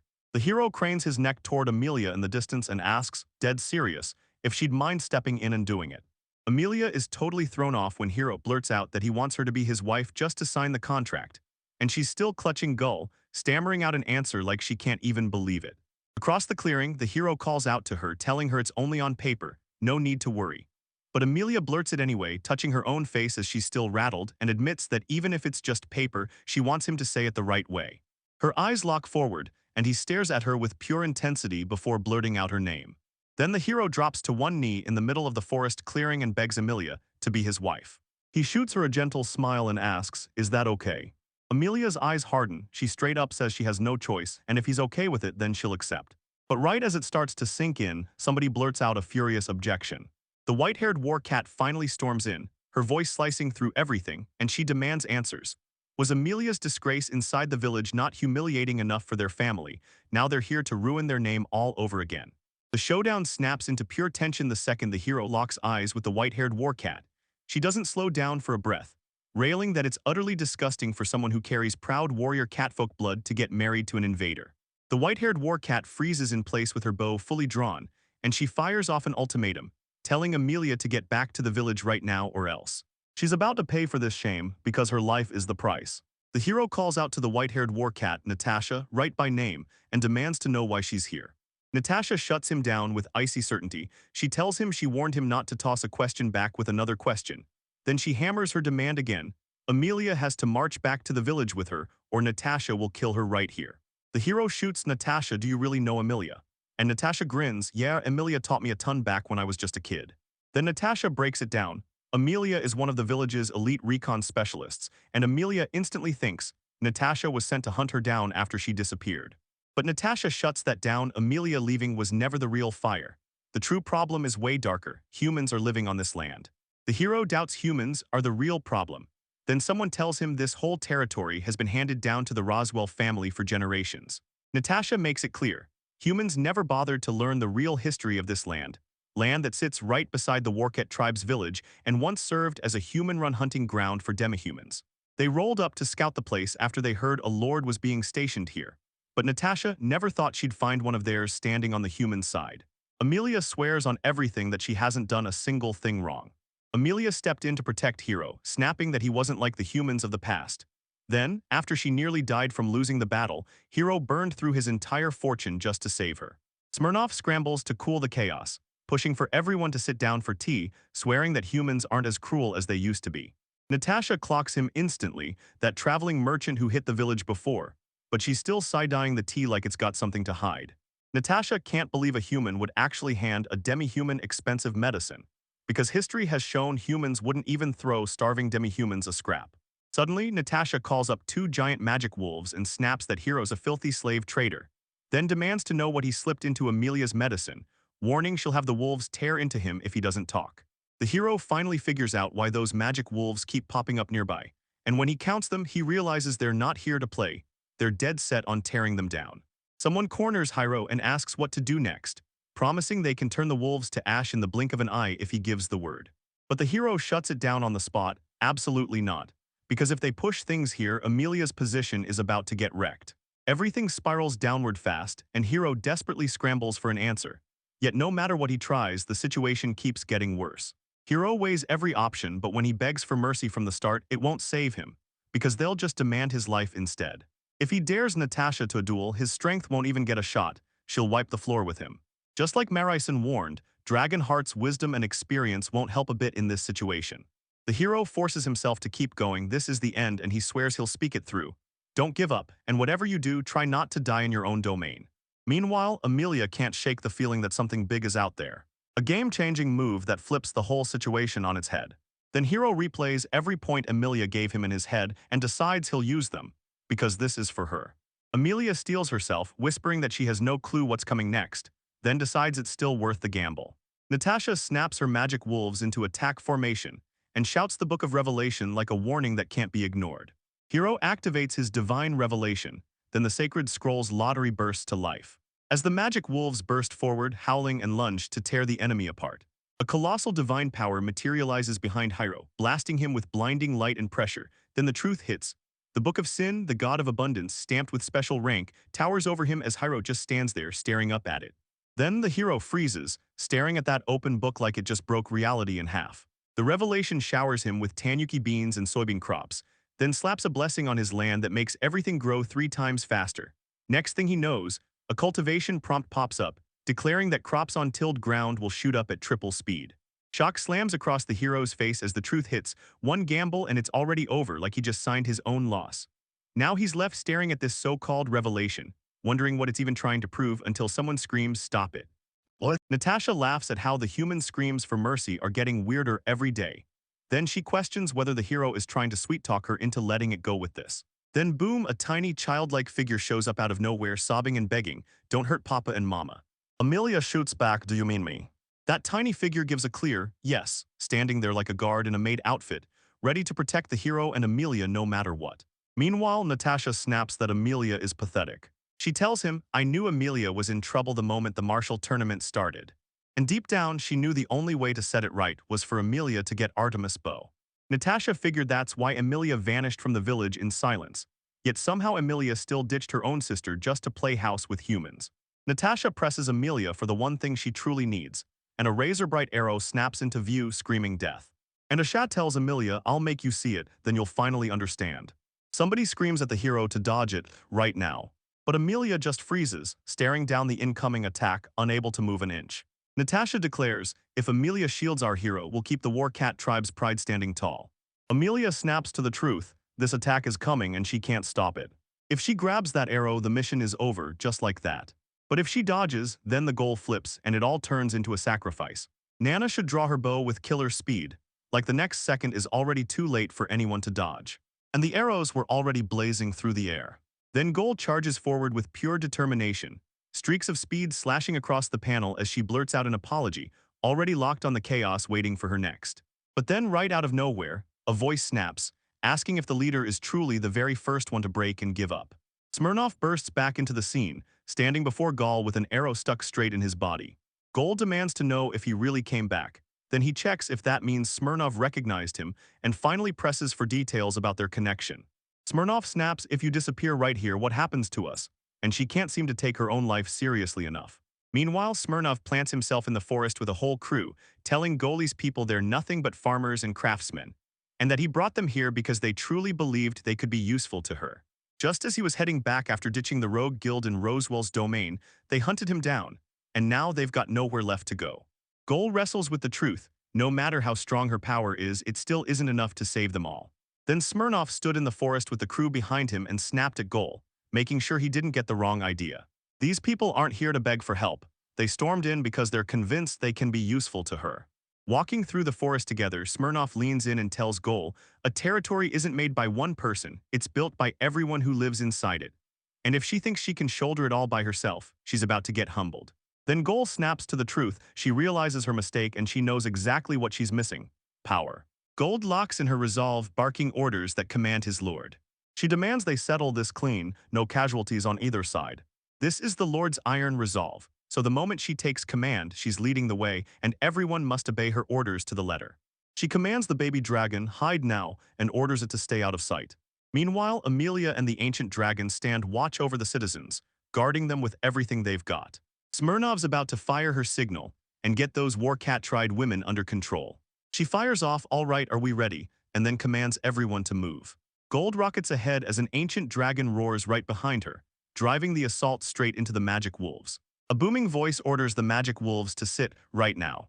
The magic wolves snap to attention and sit down, while Natasha just stands frozen in the middle, completely stunned. She thought Smirnov was some slow, heavyweight brute. Then he's suddenly on her, whipping her through the air with insane speed and agility she never saw coming. Then Natasha finally clocks it. Smirnov isn't just quick, he's fast. Seriously, dodging that second strike is basically impossible, so she shifts her aim to the neck. Nana has to boldly say, "Trade me for it, I'll take Smirnov's heart." But Smirnov slams the brakes on her thoughts and tells her she can't just toss her life away like it's nothing. Then he hits her with a brutal comparison, saying she's just like Hiro's husband. He calls her kitten and asks, "Do you get it?" Natasha nods and admits it. Smirnov's got her totally pinned in his grip right now. From the forest, Hiro beams and tells Smirnov he's incredible, and Smirnov nods back, saying Hiro's husband did great too. Smirnov just stands there totally baffled, staring at the chaos like, what the hell did I just witness? Meanwhile, the heroes huddled beside the magic wolf, and when they saw they were uninjured, pure relief hit them like a wave. Then he blurts it out, this roar of the Beast King is one of his own revelations, meant for beastmen, but he cranks up the intensity and turns it into a no-nonsense command. Goal crouches on the giant ancient dragon that's suddenly fully awake, and Hiro Netsi never saw it coming when her spell actually worked on dragons too. Then Natasha leans in and tells Amelia she's got one question she can't wait to ask. She can't believe it. She presses Amelia, asking why she protects humans so fiercely, especially when she knows the brutal history between humans and demi-humans. Amelia flashes back to something Natasha taught her, admitting that even after she was saved, she still felt the same fear at first, until Hiro met her eyes and asked, straight-faced, if saving someone who's dying could ever be wrong. Later, Amelia and Natasha sit side by side, quietly breathing in the calm. Amelia leans in and explains that the Warcat tribe always pays back every debt they owe, because that's the tradition they live by. Natasha finally confessed that she was the shameless one all along. Then he grabs Hiro's attention and demands to know what he's planning to do with her. The hero tells Natasha he's got zero plans for her, and Natasha fires back, can she ask for one favor? She's determined to get them to lead the way to the Warcat tribe's village. Hiro leans in and demands what she's gonna do the moment she finally gets there. And then someone drops the news. Amelia's coming back for the martial tournament, so of course they decide they have to go too. So the crew pushes straight for the Warcat tribe's village to introduce themselves the right way, and the ancient dragon rockets them across the sky. Then the whole village spills into view beneath them, because they're marching toward a place soaked in old grievances. The party pushed deeper and deeper into the dragon forest, where the air felt alive with danger. Pushing through towering trees as they sprint toward the Workhead village.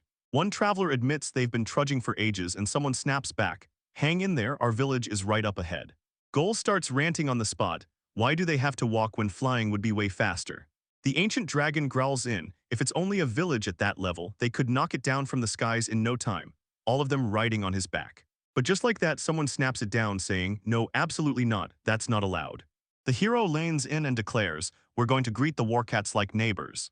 Someone blurts out that there's already a wall separating them from the humans, and you can feel the tension in the air. Then another person snaps, no one even knows what could set off a war.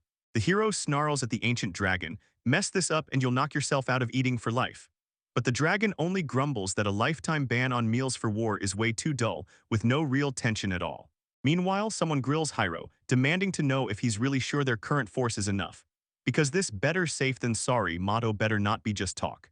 They make it clear they're talking about Natasha and Amelia, because that war cat's hostility toward humans is seriously off the charts. Someone blurts out that they should have rallied everyone from the start. But Hiro fires back, that won't work, everyone's got jobs to handle, you know. Someone in the traveling crew blurts out that they'll be out of the territory for about 2 weeks, and the hero shoots back that he already told Jack to take charge of the materials and tools while they're gone. Then the whole group keeps pushing down the forest path toward Warcat village. Haru heads back to the territory and lays it all out. Then the farmers roll up their sleeves, carve new fields, and plant the blessed seed rice and soybeans from his revelation. The craftsmen hammer away at new houses and fix up the mansion too, because no one can just walk out and leave the place alone. Even the underlings jump in, breaking down monsters and pitching in wherever the work needs muscle. Then the hero leans in and tells everyone they've got to patch things up with the War Cat tribe. They finally admit it, yeah, they really did ask way too many people. Hero shoots back, of course we do, we've got important work to handle too. The story swings to their mansion deep in the forest as Hero keeps talking. This demon forest isn't exactly fertile ground, so they can't cover everything with just this place. But if they trade with the village, they'll fill the gaps for each other and make life richer. Emilia snaps up and blurts it out. This is why she's fighting to win the martial arts tournament, so she can become the living bridge between the forest and the village. But Natasha fires back with a rush of worry about that plan. Natasha figures the moving and greeting won't be a problem at all. But she finally admits she slipped out of the village on her own, and now she's terrified they'll shut the door on her and block her from joining. The hero shoots back, nah, I don't think this is gonna go down that smoothly. Emilia snaps back that the Warcats worship raw strength, sure. But she insists they still need to know the difference between true power and reckless bravado, because if they try to resist the hero's might, it's obvious how that ends.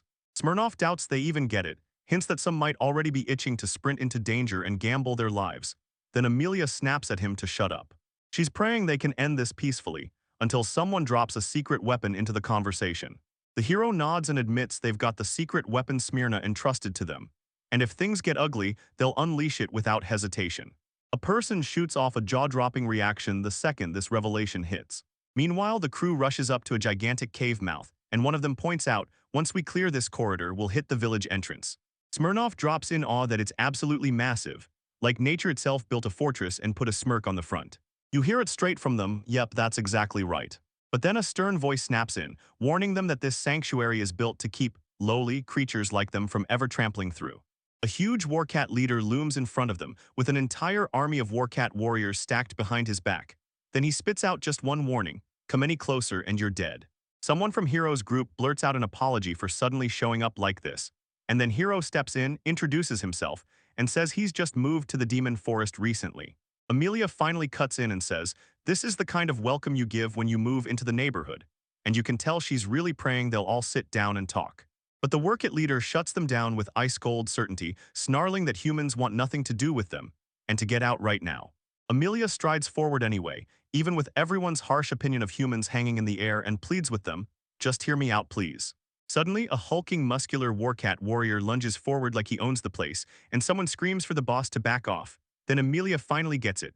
That you'll lose your lives warning wasn't just talk. These guys are dead serious, then someone yells out for the chief to finally stop, because the Warcat leader just stands there, fully armed in fancy ornate armor, cape flowing, weapons in hand. Emilia declares loud and clear that Hero saved her life, and that makes him her benefactor. Then the foreman leader snaps at her, asking if she's really daring to claim she can land shots from that far when her eyes are barely any good. Emilia snaps back crystal clear. Even if the chief is behind it, she won't spare a single person who dares to hurt Hero. Then she lifts the ornate bow in her hands and declares, loud and certain, that this is the one she'll use to make it happen. The Warcats snap to attention in total disbelief. There it is, the divine weapon their tribe has guarded for generations. The mask comes off, and it's revealed to be Artemis's bow, the real deal. One of the Warcats mutters that it's the human's fault, and right then the Warcat leader snaps, accusing them of messing with Emilia, and demands to know exactly what they're plotting. A member of the hero's crew yells back, we've been begging you to listen for ages, are you really too dumb to understand words? Meanwhile, someone yells at the young one, and the Warcat leader sneers like they're playing noble and acting way too proud. Then someone from Hero's crew steps in to apologize, only to add that they don't have to bow low enough for someone as stupid as them. Then another voice jumps in, dead serious. Wait, do beasts can get bad ears too, or do they only end up with trouble once someone makes them bow their heads? Out of nowhere, someone screams at both sides to calm down, while the hero stands tense in the clearing, trying to talk down the chaos and make it clear he didn't come here to fight. But right as it hits peak tension, a warning slams in and shuts it down because they've already been told. Then a tidal wave of arrows erupts from the sky. One last warning screams, "Move forward or your lives are forfeit." A brutal storm of arrows slams toward Hero's group, but an invisible shield snaps them out of the sky. Arrows freeze mid-flight, piling up into a deadly wall of stuck projectiles all around them. He stays ice calm, smirking to himself, because attacks this level can't touch him, not even a little. Then boom, the arrows explode outward in every direction, as if something ripped them apart with raw, unstoppable force. Amelia drops to the ground, frozen in pure disbelief, and blurts, "What the hell just happened?" The war cat just blurts out a question: did the hero use magic or something else entirely? But the ancient dragon answers in a roar, asking if they're really calling that magic, then admits he only barely flapped one wing. The war cats start to realize in horror that what they're seeing right now just can't be real. Ancient dragons loom above the battlefield in a humanoid shape. His massive silver wings blast out wide as Goal perches on him, staring down at everything unfolding below, because the sheer power of this legendary beast absolutely swallows the whole clearing. A war cat can't believe it. Dragon Canned is really teaming up with humans, and it's calling that choice impossible, like it's a prank. Then another cat spots the silver ancient dragon and finally realizes the twist. That child is a drive on Can too. But the work it leader snarls that they'll regret it, then roars for them to take his attack. A blazing energy blast rockets straight at the dragon. The ancient dragon and the hero charge in together, dragon roaring as his power explodes. Hero planted right beside him, guarding the goal, and when their forces collide, it's a brutal, earth-shaking blast that smashes into the warcat forces with total, unstoppable overwhelm. The dust finally drifts down, and Amelia snaps that the warcat hit first, then demands what they think they're doing, only for both sides to have loosed their arrows at the exact same moment. And now that defeated warcat creature just sprawls in the clearing between them, while Amelia locks eyes with Hero and her thoughts slam into overdrive, because what she saw still doesn't make sense. Meanwhile, Hiro strides calmly toward the warcat chief and his army looming in the distance, while Amelia calls out to the chief. Amelia drops to her knees on the forest path before the warcat leader and his army, voice trembling with respect as she apologizes as the representative of her domain for her companion's rudeness. She pleads with the leader to forgive the heroes for their rude manners, insisting he's still young. The warcat leader stands tall with his troops lined up behind him, then glares at Amelia and demands, "Please raise your head." Suddenly, the female warcat strides up and says, "I'm Emeralda," introducing herself like a challenge. She cheers Hera's crew for holding back the power they could have used. Behind her, the warcat warriors lock into formation, while the little go-watches stare from the side. Then Emeralda snaps it out. Their tribe bows to strength. Then her focus snaps to Hero. She can tell he's not like the other humans, and she pushes him. "So what's your purpose for being here?"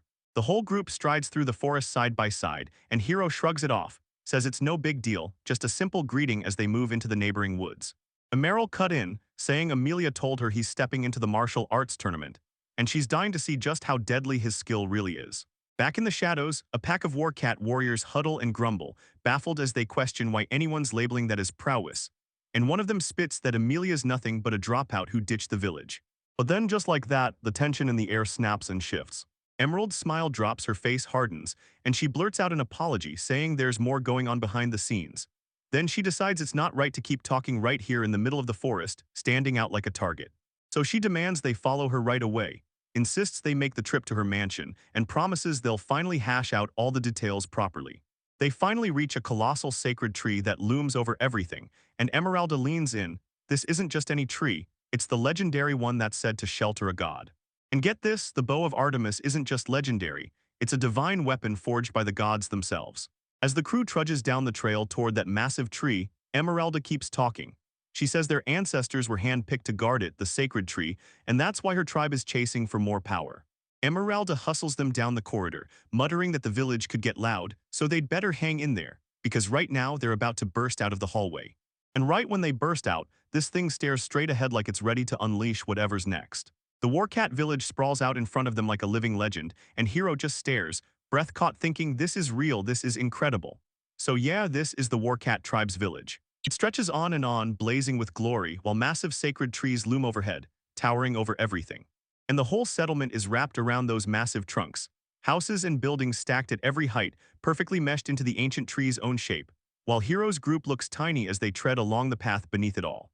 Another angle shows the village even sharper. Half-timbered buildings woven into a wild vertical maze of branches and trunk space, and the whole settlement climbs level by level, built to cooperate with the sacred tree instead of fighting it.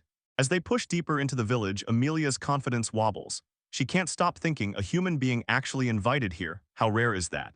She can't shake the feeling that maybe this isn't okay at all. Meanwhile, someone else hangs back at a distance, boots clearly visible with every step, silently praying it won't mess up the whole plan. Hiro drinks in the mind-blowing view around him, like the world just opened up. That village is unreal, trees are basically houses, growing right out of their trunks and branches, and the architecture melts into the forest so perfectly you can't even tell where the trees stop and the buildings start. Meanwhile, the group spots a whole flock of warcat kids crammed on a porch, staring as they march past, whispers fluttering through the air because the moment they see humans, their fear is loud. Amelia stays on edge and snaps at Hiro to stay ready to bolt, because either way, all eyes are on them. Every warcat child keeps staring, uneasy and guarded, not sure the strangers aren't here to cause trouble. So yeah, they might be begging or maybe they're hunting for something else entirely. Either way, it's just a couple of straight-up kids staying sharp and watching everything. Then the group keeps trekking deeper into the village. One of the warcat kids suddenly jerks up in shock, like something just snapped into place, and the whole vibe flips instantly as the other warcat children explode with excitement and swarm around them. They shout in, demanding to know how strong these guys really are. Some swear it's the first time humans have ever stepped into this village, while others call out that there's a matcha dude and a pretty boy in the group. At first it's just a wild suspicion, but it turns into real curiosity, and then the attention crashes down on the hero, drowning them in it. A warcat girl saunters up to him and asks if he already has a mate, and Gold just stares like, wait, why is this way more popular than I ever expected?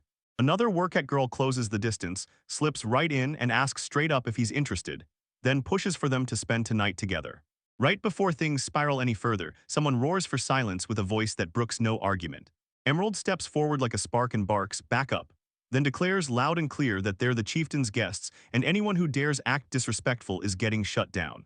Someone asks why she's raging, and Emeralda snaps back that she's not angry at all.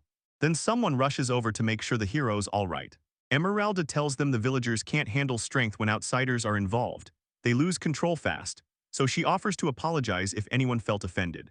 The hero admits he fully expected an attack the second they stepped into the village, so this shock actually feels like a good one, and then someone jumps in asking if he's okay. Emeraldus yells at them to rush to the mansion, insisting she can't just pretend those aggressive types don't exist, and warning that if they get surrounded again, things are going to turn ugly fast. They rush up to the Emeralda mansion, and they thank everyone for making the long trip. She ushers them into a wide, airy room and tells them, "This is where I handle my personal business." Then she waves them on like, "Go on, sit wherever you're comfortable." Hiro gaped at the room and Gold blurted that it's her first time here too. She looked completely overwhelmed. Emeraldus leans in and snaps, "Let's cut to the chase." She hears the hero say his mission is just to greet them and scope out the martial arts tournament, but she refuses to believe that's the whole truth. Emeralda finally admits it. She saw everything and then she blurts it out. They don't just have one plan, they've got two, and the hero straight up says he's gonna be blunt. Hirov declares that one of the main goals is to kick off trade with the Warkech tribe. Emeralda lights up and says she sees them, then leans in, asking if they need anything or if they're here to sell and which one it is. She shoots the hero a question about the state of their domain, and the hero answers straight up that it's both. He keeps laying out the land's past, telling you how beastmen hunts once ruled here and how humans and beastmen stayed locked in brutal conflict, until the blood soaked into everything, leaving the stains of that war behind, where a whole arsenal of poisons and magic got unleashed over and over. The scene snaps to white wolves stalking through a pitch-black forest, and Hiro grimly explains that the poison and magic have ruined the land so badly it's almost impossible to turn it into farmland, and things only get worse from there. Bloodstained soil gets even worse, monsters swarm in, drawn straight to the corruption. Back in the room, Emerald presses the hero, demanding to know how he even plans to trade here. Because this place has turned into a brutal wasteland, a nightmare of a land where humans can barely live. But Hiro just shrugs it off and says he's got something to give. Then the camera zooms in on a document-like item in his hands. Then the scene finally shows what he meant. He's sitting cross-legged on the floor, boxed in by dozens of revelation cards, all stamped with the powers the gods granted him during his coming-of-age ceremony. Emerald gapes at the screen, stunned out of her mind, blurting that every last detail is a revelation from the gods, and calling it absolutely incredible. She realizes with power this massive, people would treat it like priceless treasure in human society. The hero nods and admits it's true, but then he shrugs it off, saying nearly none of those things actually benefit him in any real way. The scene cuts to Hiro hunched among the cards as he lays out his past, born into the noble house of Rothwell, then kicked out because of the power he carries. His little brother took the house, and Hiro was shipped away, adopted, and handed the job as lord of this wasteland, his fist tightening like a promise. Meanwhile, Emerald straight up grills him, "So what are you really chasing now, revenge or conquest?" She reminds him how his own family betrayed him and tossed him out of his home, then leans in and asks, "All right, so what's the move in this new land?" What? But Hiro leans in and says, "I'm dreaming of tomorrow, a world where nobody goes hungry and nobody has to raise a fist." And he vows to build that peaceful place where everyone can finally live in safety. Emeralda nods at the dream, but she makes it brutally clear. Living on that land won't be anything but a fight. Hiro nods along and says, "Yeah, like you said, this place is brutal for humans. No way it's easy to survive here." Then the hero breaks down where they stand right now for Emilia, while the ancient dragon heads out hunting, so they can trade the materials for food, but he warns that once more people show up, they're going to run out of everything again. They're huddled together in the room and the hero blurts out, "That's why I knew we had to link up with the Warcat tribe. Those guys actually know how to live and survive out in the forest."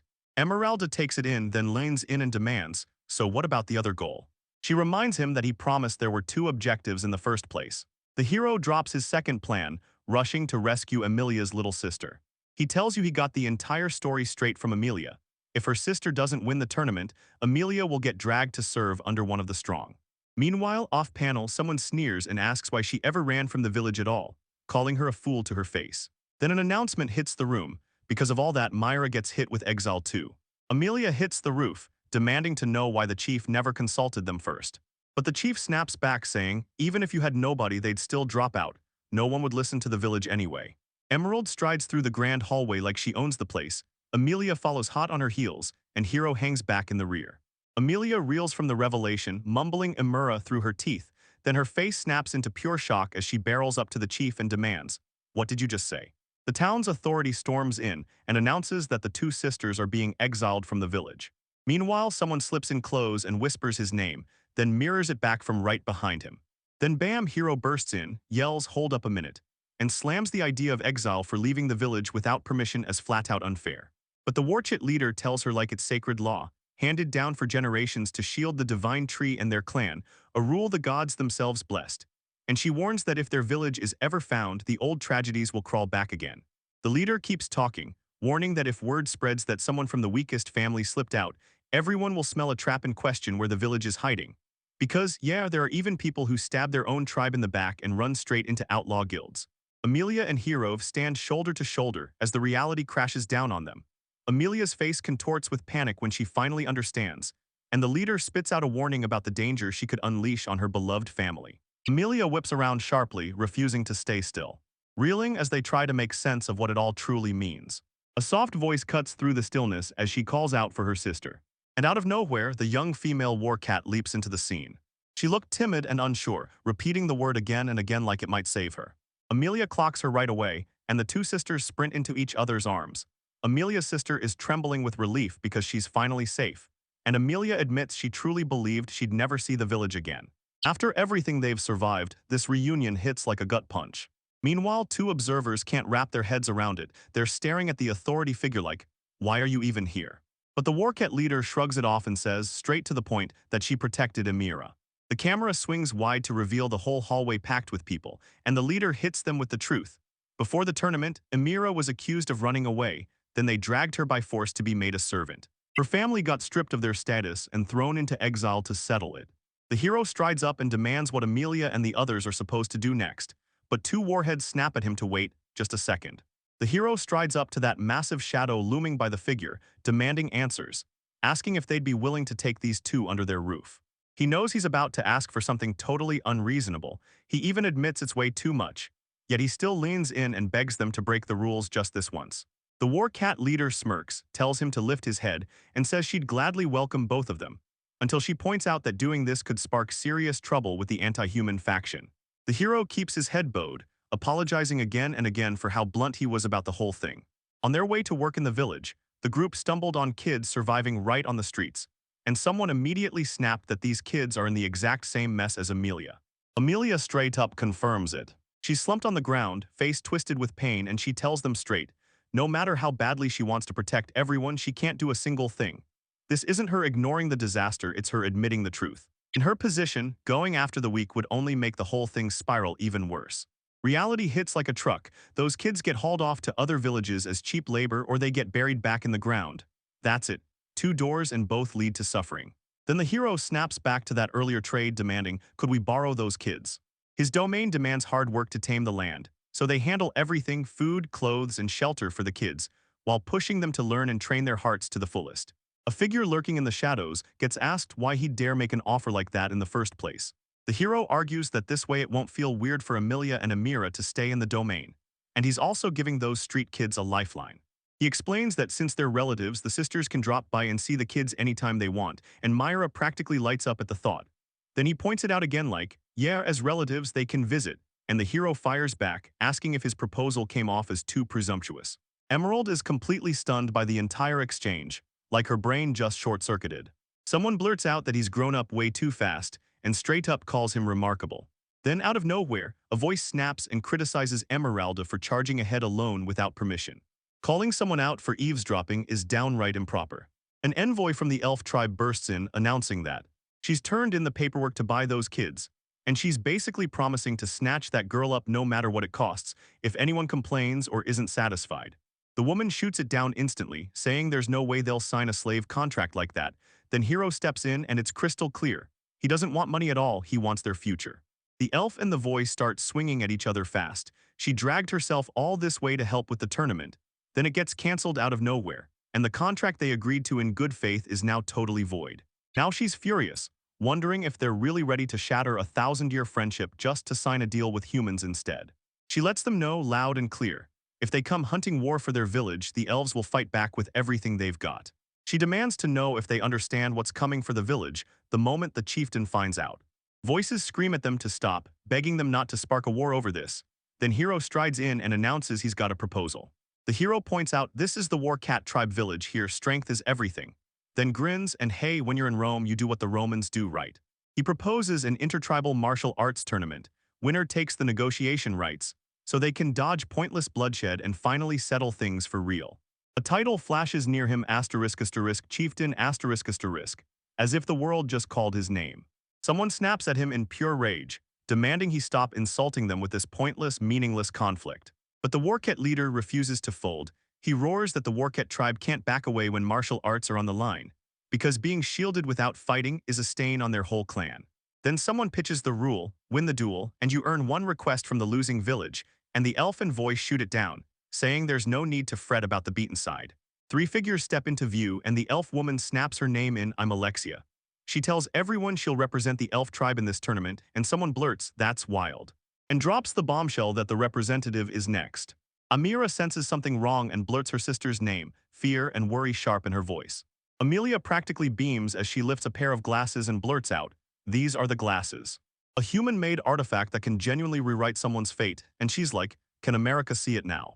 Then Amelia suddenly starts clocking details she never caught before, blurting out that Amira has mold just like their mom, and telling her straight to her face that Amira has grown so much, while Amelia swears she never even noticed it until now. From far away they spot it and swear, yep, I can see it crystal clear now. Myra shoots back with a soft, confident yes. Meanwhile, someone boasts about their domain's pride, claiming their bow princess's arrows never miss. She can even blast a falling leaf out of the sky from 1,000 miles away. Arrows scream through the air, slicing straight to their target at breakneck speed and razor-sharp accuracy. Suddenly, a monstrous hailstorm of arrows rips through the grand architectural maze with terrifying precision. The hero fires off, so what do you think, Alexia? And Amelia answers, from where I'm standing, there's nothing to worry about, seriously, relax. Somebody finally speaks up, and an unknown onlooker just clocks it and thinks, that's the prodigy archer coming back. Then Alexia blazes, the tournament starts in 3 days. This tournament is going to be a no-holds-barred fight for their tribe's pride. She tells everyone, give it your all, use every ounce of strength and fight. A thunderous declaration blasts through the air, announcing the intertribal martial arts tournament is officially on, and you can bet this is going to be a war of pride.